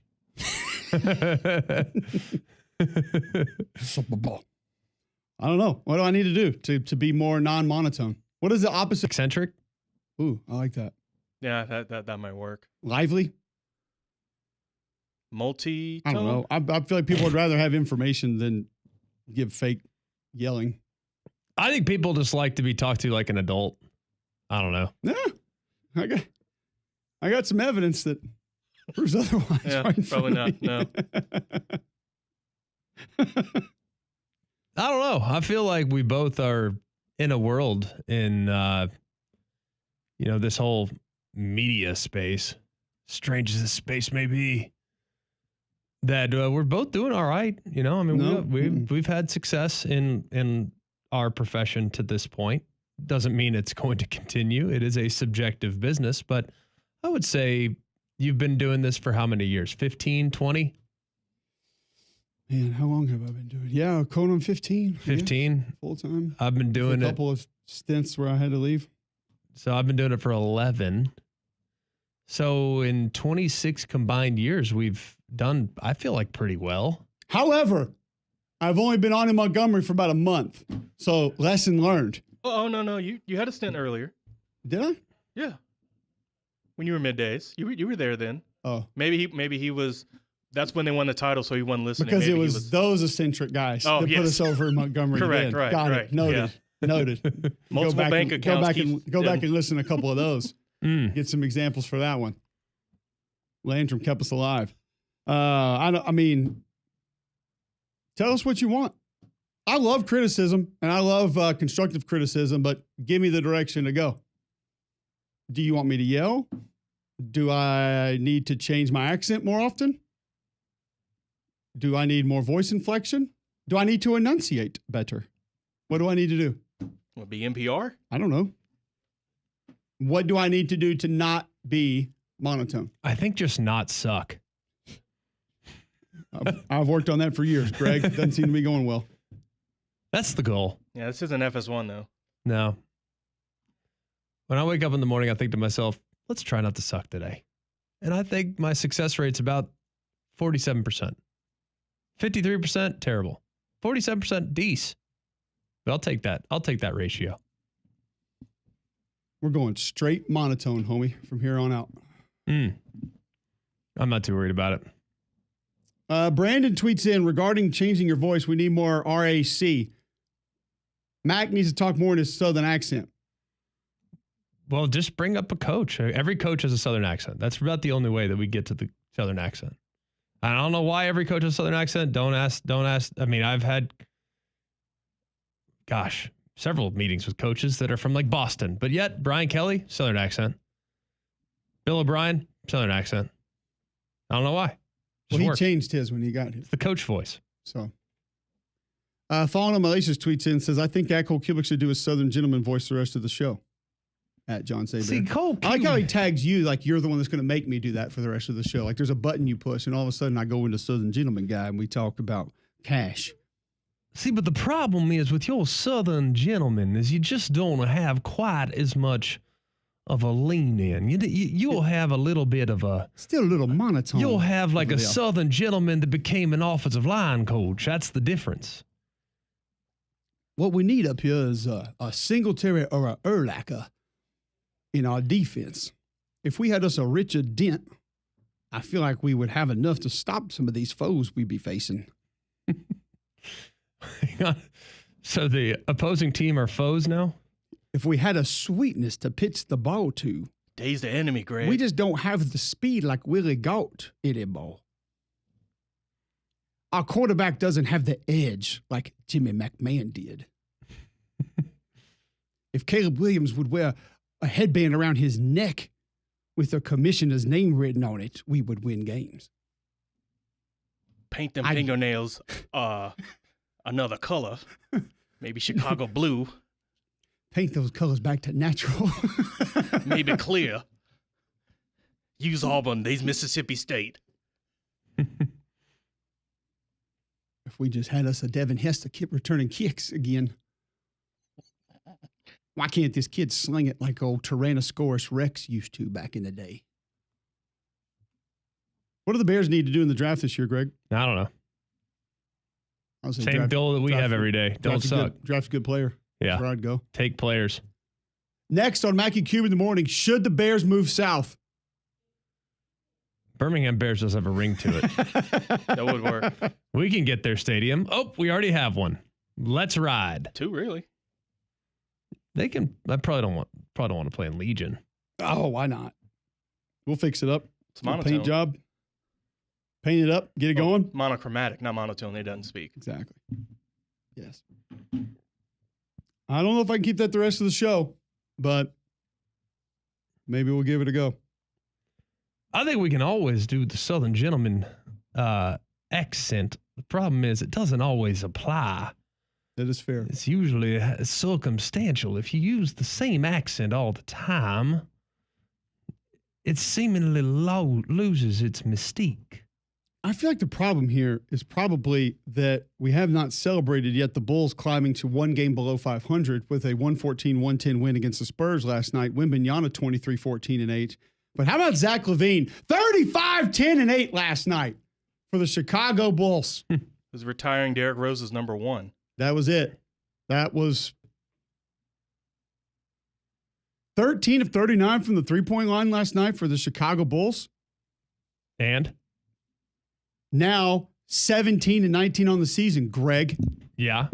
Just saying, the playoff push begins now, and this is what we've been missing out on. We haven't been talking about Zach LaVine going from slam dunk champion into quality basketball player in the NBA. Leader of a franchise. All-star, which means what? Bigger check? The kids voted? No, I think that's all NBA is bigger check. Where are we in the standings right now? When I say we, I do mean Bulls. Last spot in the playoffs? Tell me we're not back. 1-2 straight? Probably the 5th longest winning streak in the NBA right now. By the way, Oklahoma City, 15 straight. Yeah, they're kind of, yeah. What's up next for the Bulls? Get this going. Greg's doing work over Cleveland's 10-0 against the Western Conference. So yeah. Tomorrow night, 6 p.m. at Indiana. Eat that, Pat McAfee. Can you name a player on the Pacers right now? Just one. I cannot. Actually, yes. Sean? Yes, I can. On the Pacers? Yep. Rick Carlisle. That counts. But, Oops, right. there's one. John? Pacers player? I was gonna say, Halliburton. Halliburton, yeah. I got him. Damian What's Lillard, his yeah. first name? Tyrese. It is. Yes. He's only making 42 this year. 42 this year, not in his entire deal. Damian said Kobe Thompson. I Obi get, Toppin. sure. Why Same not? guy. Yeah, sure. That's a no, by the way. Thomas Bryant, if that's who he's talking about. Maybe he Obi got Toppin. Kobe Bryant and Thomas Oh. Bryant mixed up, so he went Kobe He Thomas. said Obi Toppin. Obi Toppin is there. Yeah. Correct, yes. Obi Toppin? He's Yep. not playing for Dayton? Not anymore. No, just Actually, just the one. He was a couple years early. He could have kept that eligibility going. Johnny Furphy? No, Johnny. Nobody? Not familiar with his game. Enrique Freeman. Frank Kaminsky feels like he should be playing for Indiana. You know, Let's see. Rick Smits is not on the roster this year. Let's look. Indiana disappointing. Pacers. I guarantee Frank Kaminsky Miles on the Turner. roster. How much do you think Miles Turner's making this year? I don't want to know. $19 million. Oof. Oof. Okay. Vet That's minimum? it. That's all. Wrong line of work. TJ McConnell. Yeah, that tracks. Benedict Mathurin. Also tracks. Mathurin. Disappointed that y'all didn't know that James Wiseman is on the Pacers. How would you feel if you're James Wiseman making 2.2 this year? Oh, Tyrese, what are you getting? 40 more than you? And a gold medal. For doing Ooh, nothing. Pascal Siakam's on there? Yeah. Hey, we got action. I didn't know Ray J was playing for the Pistons either. Ray J's back. Really? Ray J Dennis, he's there. Oh, that one. Yeah. Yeah. Ray J also, I noticed this actually at the Sugar Bowl the other day. Careful with where you go here. No, they were showing a like of all Please the not a video. events, all the Oh, okay. events that are coming up, like Yeah. all the different concerts and comedians that were going through the Which is a lot, by the way. a lot. Yeah. They are rolling through at New Orleans like every night. They got stuff going. It showed like the Smoothie King Center, I think is the name of it. Yes. I think is what it is. Ray J is on tour with like 10 other dudes from like our childhood. Like it's like now that's a concert I want to go to. You want to go see Ray J? No, not necessarily Ray J, but like I knew 3 or 4 of the guys that were in the concert group with him. Good news. April 5th, Legacy Arena. We got action. Ray J. With? Don't know yet. Trying to Okay. find that. And they're still. playing the Squadron. You can double dip. This says it's just him. Oh, so he's solo in that one. No, this is like there's like 10 people from I don't know. Just announced the Millennium Tour. The Millennium Tour. There you go. Trey Songz, Amarion, There you go. Ying Yang Twins, Yes, sir. Boosie, Makes sense. Plies, That's right. Thank you. Sammy, Of course. Bobby V, Oh, hell Pleasure P, Right. Nivea. Lotion. This is gonna reel you in. All right. I'm already in. Chingy. Actually, this one's gonna reel Damien in. You got Plies. I'm in. Bow Wow. See? I told y'all. Y'all thought I was playing. I told y'all. April 5th. Oh, allegedly with special guest Rick Ross. I saw that, and I wasn't even gonna read it because I don't believe it. I don't I either, don't yeah. believe Rick Ross is showing up with any of those guys anytime soon. It's being promoted, but we'll see. No, that's a no for Rick. Ricky Rose is not showing up with. No, I don't believe that. It's a good try though to get people to show up. So, where do you think they held the after party here in Birmingham? Wherever they want with that list of names. April 5th, Greg, the Ham. You head down there and see them all. Millennium Tour. I might have a spring game. Saturday. What is Ray J's song? One wish. Excuse me? One Wish. One Wish? That's a Stevie Wonder song. No, it's Ray J. Did he have another one? He was featured. Isn't that a Rascal Flatts song? Did he date My Brandy or is he wish Brandy's brother? For Brother. you. Yeah. Brandy's brother? Yeah. He dated someone else. I know that. We all know that one. Who? You know. Omarion, Icebox. Okay. Oh, Icebox. I can't from- give you another one. No, but that's just that's all it takes that was is on one. a playlist for a while. Mm. Trey Songz, make him say I can give you that one. I can't give you another That's one. Master Mhm. P. That's not ah. There's a difference? Yes. Well, okay. I Nah, guess nah for one of them. Who knew? Go ahead, it's your birthday. I know you're Thursday. Say ah. I know that. I was on a playlist too. That was for a song. time in a minute. You're right. Yin Yang Twins, we could go. They got hits Million. forever. Right. Million. They all sound the same, but they got a lot of hits. Doesn't matter. So you're saying they're monotone? Mm, Money Tone. depending on how you define. I don't know, man. A whisper's pretty monotone. By the way, that was the dumbest song ever made. How you thought you could whisper through an entire song and people enjoy it? No, y'all didn't like that. Oh, please. You didn't lie to me and say you did. Bobby V, I got nothing. Sammy, nothing. Now, Sosa, back to Craig, bringing you in. Correct. There it is. Right. You're Bobby welcome. V from the Mets. Okay, No yeah. Cork Bat Tour. Mm. Nivea, got nothing. Yeah, we got some in here. Yeah, we bought it because it's cold around It is here. cold outside. Yeah. Skin's a little dry. I can't even name a Bow Wow song. I know he had a few that people enjoyed, but All right. So Like, this is just too much. I can't even with this. I just looked up. You're skipping a spring game for this, aren't you? Damien, what's Bow Wow's best song? Best. Best? Or a song that he Shorty Like Mine. performed? Fresh as I'm is. Him and Mike Jones. Fake Private Jets? Did he make that one yet? Not yet. I make fun. Bow Wow collected bigger checks than I ever will, so I can't really I'm make about fun to say of him. Bow Wow had a good run. You can hate all you want. Now he's got that Fast and Furious money, so Yeah. yeah. He bred it. Panko breaded. I'm not hating. I'm just saying the music wasn't good. Obviously, no. It's okay. If you get checks for it, it doesn't matter Bro, if it's he good or was not. legit. And Very similar to us, Craig. We He might was suck, legit. but we get checks for doing this. So, yes, sorry. breaded. Also, Bow Wow was fire and like Mike. I just appreciate that we have completely shifted over to the Millennium Tour, and John still has the NBA music going. What the hell did you just say, Greg? Like Mike. What was what? That movie was fire. Hold on. More chestnut. You liked it? Duh. No. Yes. You don't have to do this for Craig anymore. Yeah, Because it's Michael Jordan. The bit's over now. He's a Washington Wizard forever. No. One of the best, probably one of the best kids movies ever. Like Mike ripped. Seriously. Okay. It didn't. Yeah, it did. You go watch some of your stupid kids movies that you watched when you were a kid. Like Mike was Just good as movie. awful. It was just as Just as bad, awful. but slightly more entertaining. Because Bow Wow playing above the rim is something that you just have to see to believe. I'd prefer above the rim. Mm. I feel like we need to start a new segment, NBA player or not. And I'll give you guys the team.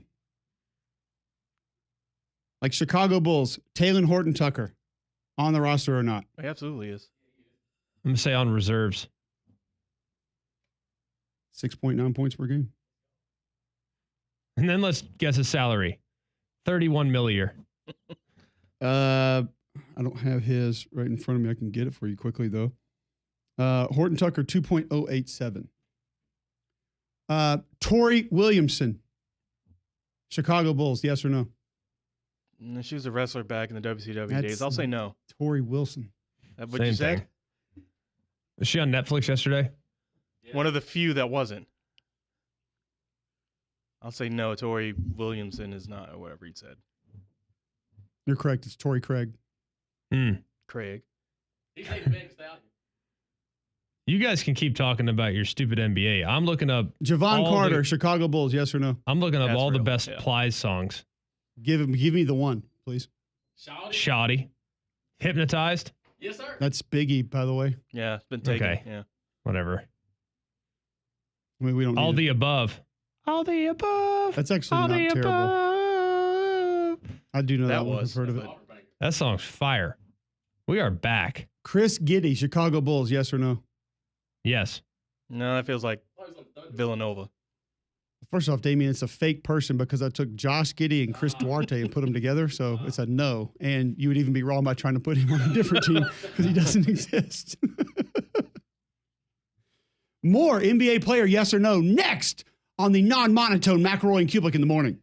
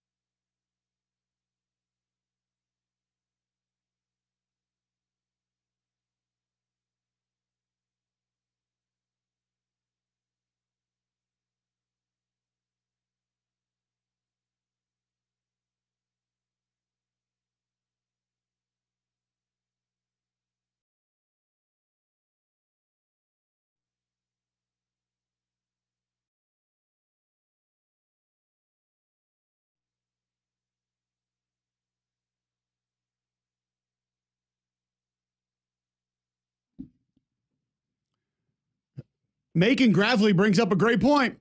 Great point. Here on McElroy and Cubelic in the monotone mornings. 9:24 a.m. Tuesday, January 7th. He tweets in at Mac and Cube. What about a Chicago Blackhawks update? Oh, boy. Craig. Mm-hmm. We got it for you. Bring it in. Oh, they're turn the music off. Sorry, never mind. They're 13-25 this year. We don't need to talk about that. Wow. Haters. Moving on. Haters. Sorry. They don't play again until Wednesday. They get the Avalanche at home at the United Center, 6:30 on TNT or Max. Oh, the Vanch coming to town. Okay. Vanch. 25-15, by the way.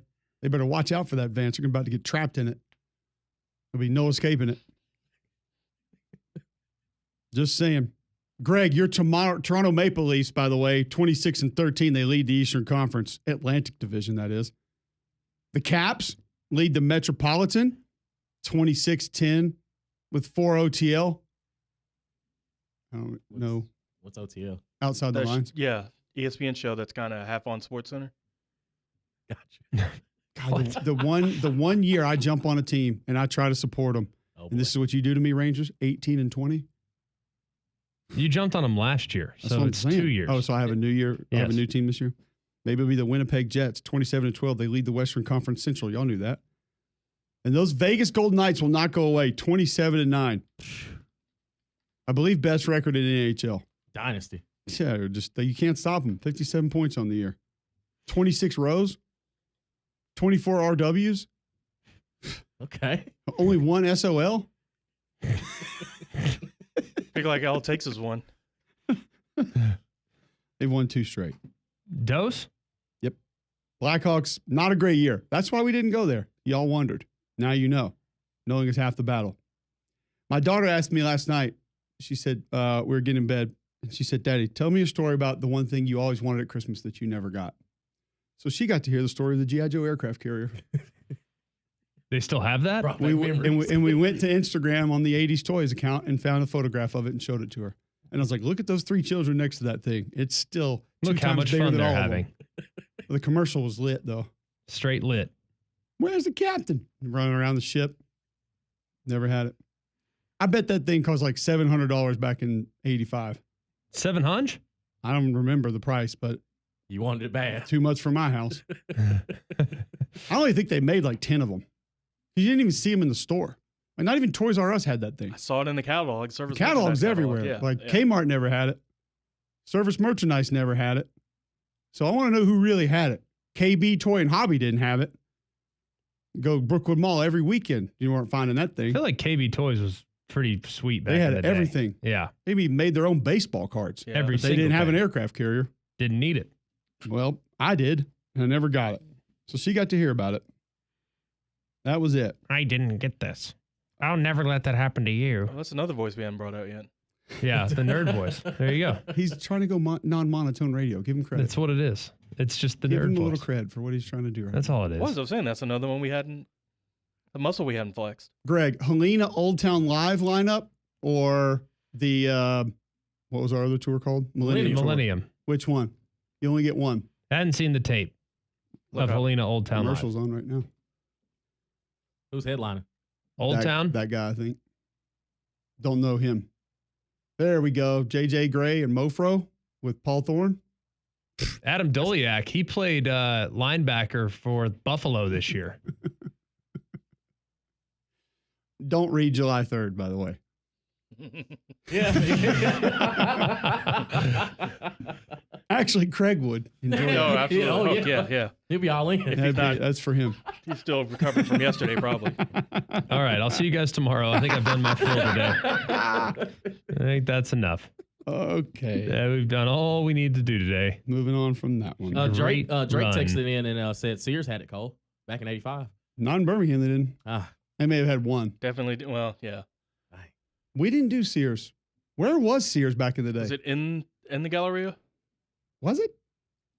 I mean, I know There may have been a Sears point. early Galleria. I thought it was out there at Eastwood Plaza, whatever it's called out there. It's Walmart now. Sears before my time. Yeah. They had it going for a minute, though. Yes. It was a hot ticket item, but yes. Sears, I missed that one. It's a little more upscale Yeah. Obviously. than the old Kmart. Yeah. Those blue light specials. Kmart had the icing machine, though. They did. Whew. Game changer. And the pellet guns. Didn't have either of If those. you needed those, you could get them there. We had KB Toys, though. We had KB Toys. Toys We had ripped. Target. We had, in California, we had Sports Chalet.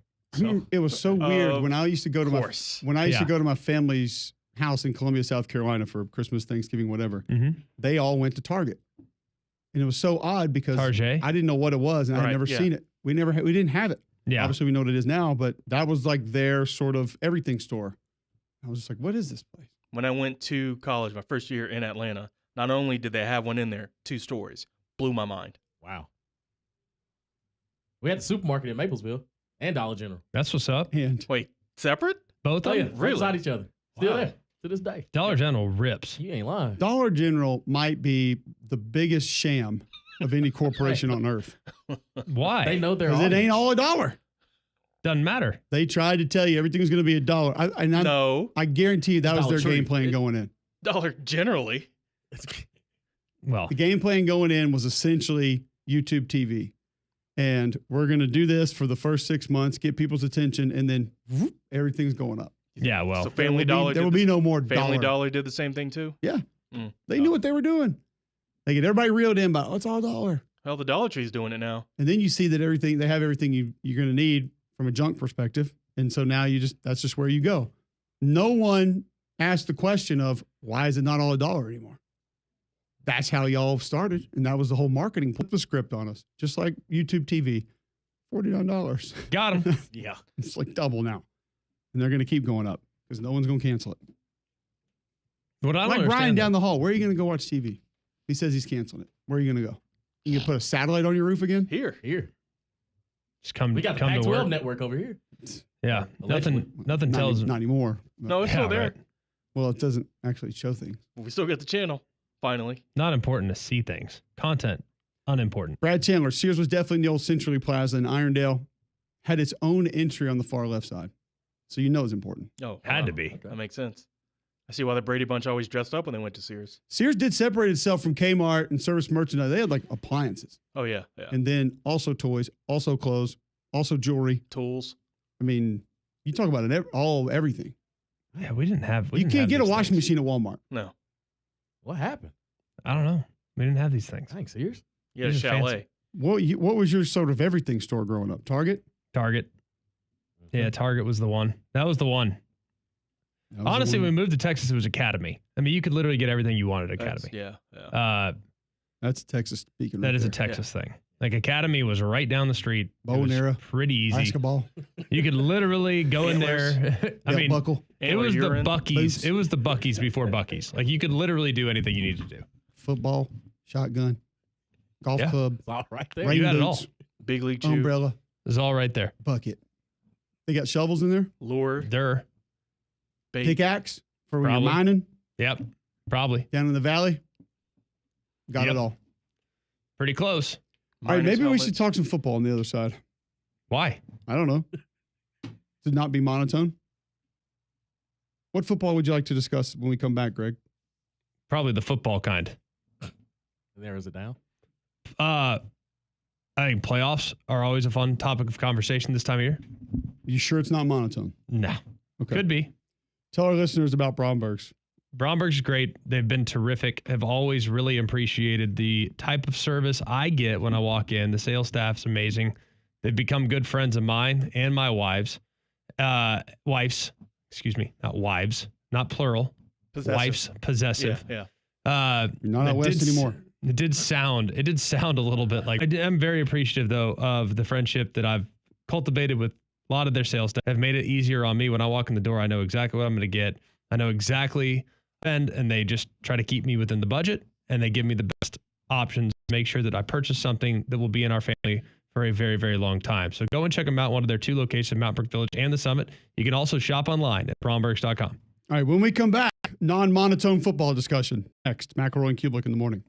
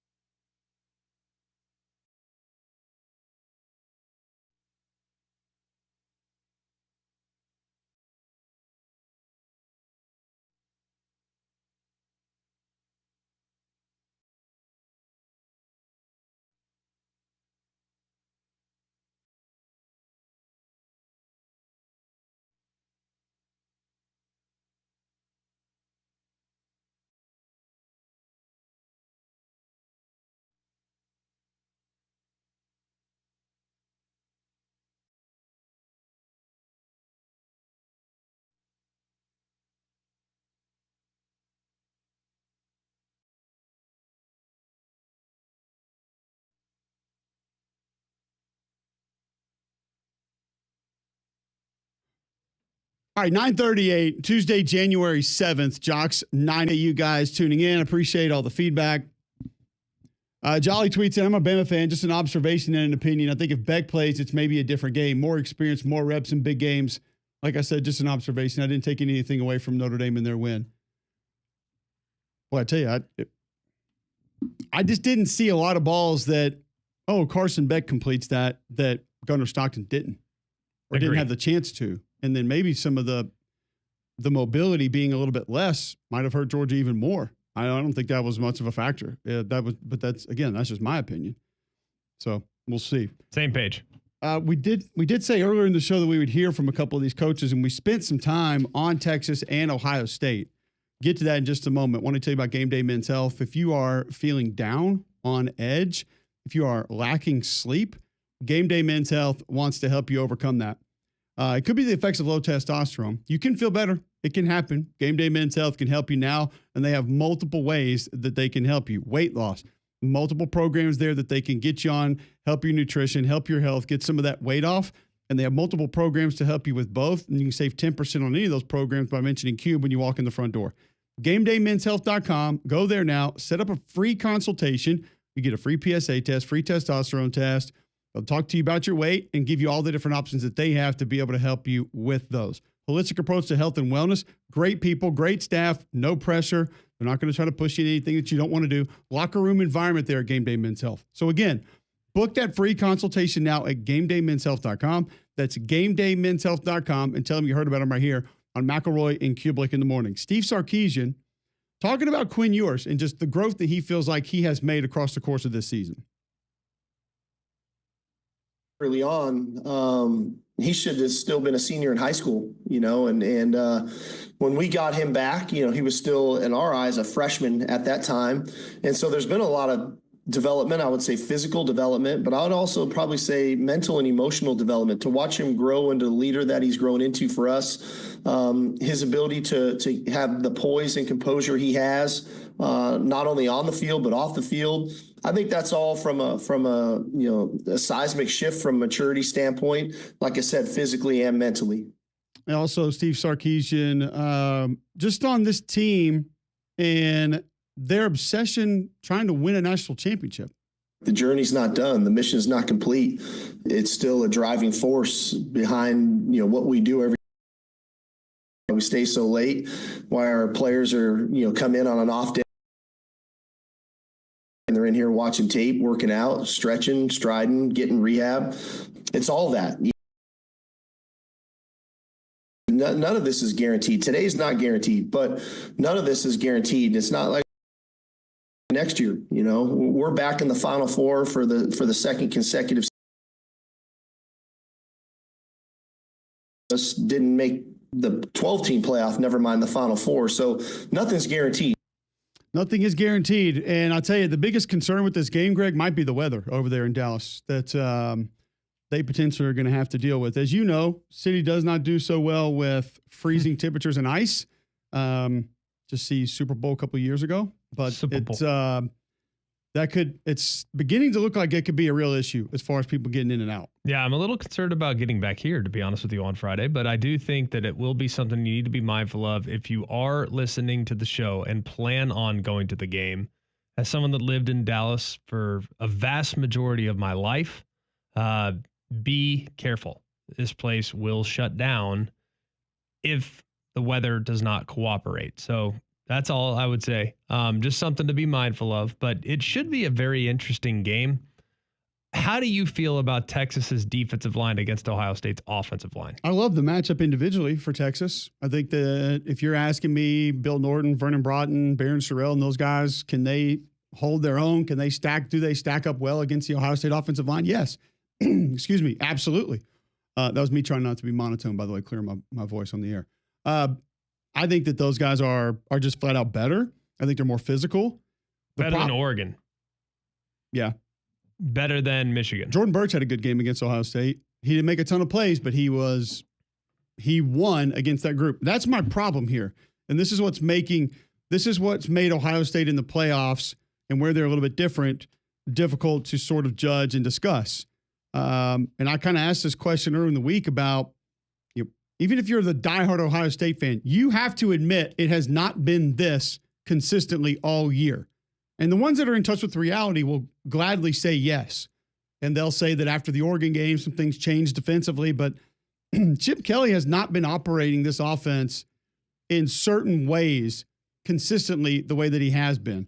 A lot of the misdirection with extra motions and extra reads and extra things that he does to sort of split the defense. Like it's more right now. And then you begin to move Jeremiah Smith a little bit more in the second game, which only adds to that because you want to get him the football. So while I believe that the Texas defensive line has massive advantages against the Ohio State offensive line, I don't know if this game's going to come down to that.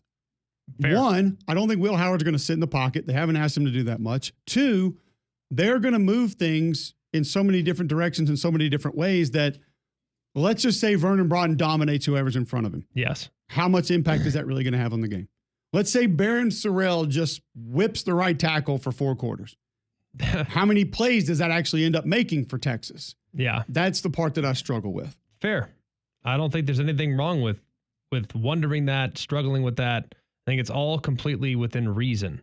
The one thing I would also say, though, is that when you look at this front, I think the thing that gave Ohio State the most fits was that against Michigan was that the defensive tackles were the ones that crushed them. And I wonder, I don't know if this group of defensive tackles is as disruptive as the Michigan front, but I think their edge guys are better. So you couple the edge guys' improvement over the personnel that they're going against on the edges. And then you couple that with the interior presence that you have with 3 or 4 guys. They have a lot of depth. It's very situationally dependent. If they're trying to run the ball, guess what? You're going to have a couple guys in there that are run stoppers. If they know it's an obvious pass situation, you got a couple guys that have some twitch on the inside. Like they are very, very good and very deep and very versatile. So that's going to be really interesting. Really interesting. I think that's a matchup that can be won by Texas. And if they win that matchup, I'm not saying that's the only matchup you have to win the game. But if you win at the line of scrimmage with your defensive line against their offensive line, it might be the second most important position in the game. Maybe the more important portion of that is how you described the structure of Texas's defense earlier. And if they are successful at keeping Ohio State from getting over the top of them and they make them work, and then they can kind of force it to where that is the matchup in the game, then that's a huge advantage for Texas. Yeah. Chip will try to move the pieces to not be able to allow that, and we'll see if they can pull it off. But if you're just talking big versus big and putting in a couple of bonus bigs and trying to just win against that Texas front, no, I don't think they can do it. I will say this, though. The Texas defense against Arizona State, the fits and being on different levels, not great. That concerns me against any run game. They've got to fit things up a little bit more cleaner. But I will say, Ohio State doesn't really operate that way. You're not going to get the north-south run game with them the way that you did Arizona State. And I think Ohio State's backs are a little bit more get to the edge, get north and south, beat you, than Scattaboo kind of waiting, seeing where it's at, and then finding a crease and going. And I say finding a crease, that makes him sound like kind of a scat back, and that's not what he is. It's just his vision and patience is impeccable. And then he turns into that bowling ball after he finds it. So I don't know if Judkins and Henderson are those kind of guys. They're more just get to full speed, run through you, and there's not much you can do about it. If there's not much you think you can do about selling your home, Gusty Goulas wants to change your mind on that. Serve more than 3,000 home buyers and sellers in the greater Birmingham area. You call the Gusty Goulas Group right now, 205-542-1996. They're brokered by eXp Realty, and they're going to help you get rid of your home. You want to know what your home's worth right now? Your home's value? Go to GustyGoulsGroup.com. Button at the top of your page, you can mash that. Very little information. Find out what it's worth today. Over 35-star Google reviews since 2012. Gusty Goulas Group has been recognized both nationally and locally as Greater Birmingham, Alabama's #1 team in home sold. He's marketing for you right now. He's got those relationships to be able to get it done, whether that's sell your house, get you in a new house. So call Gusty Goulas Group, 205-542-9, or visit GustyGoulasGroup.com and start packing. All right, we'll wrap it up with the bad box score of the day next on Mac and Cube in the morning.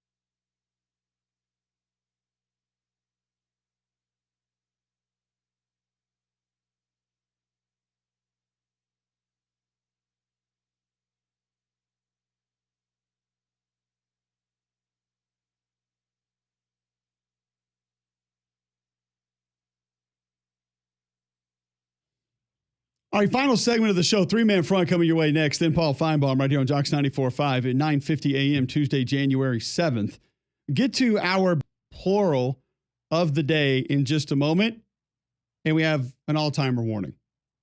We need to come up with a sounder for that. When we think we have an all-timer, John, let's just go ahead and sound the alarm and get the people ready.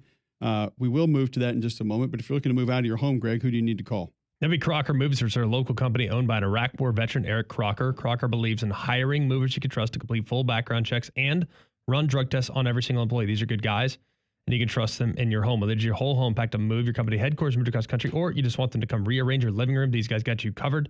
They also do deliveries for furniture that you purchased and need to get to your home. So call or visit them online today for a free quote. The website is crockermovingservices.com.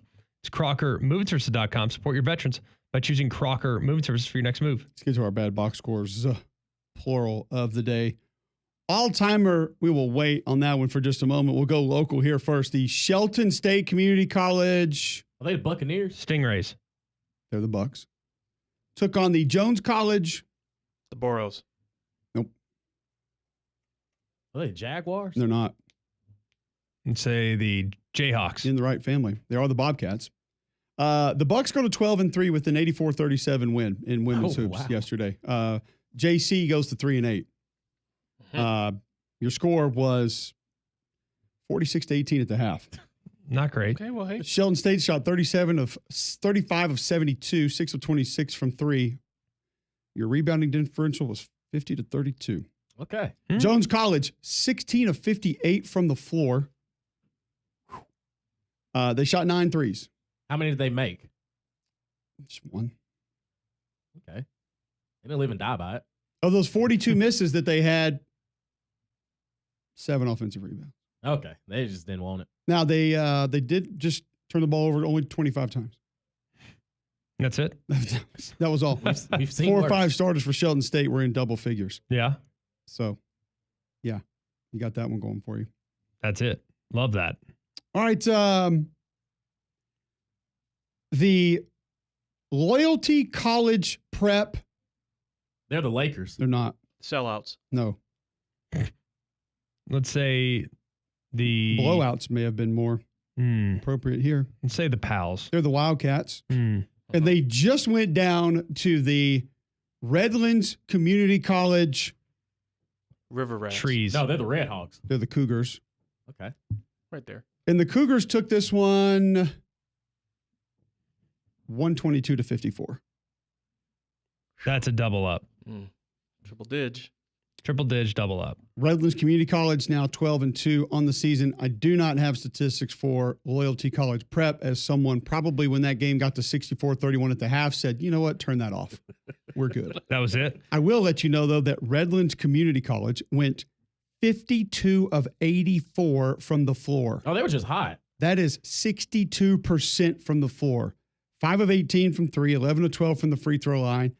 Grabbed 38 rebounds, 14 of those offensive rebounds, only turned it over 11 times, had 25 steals in the game.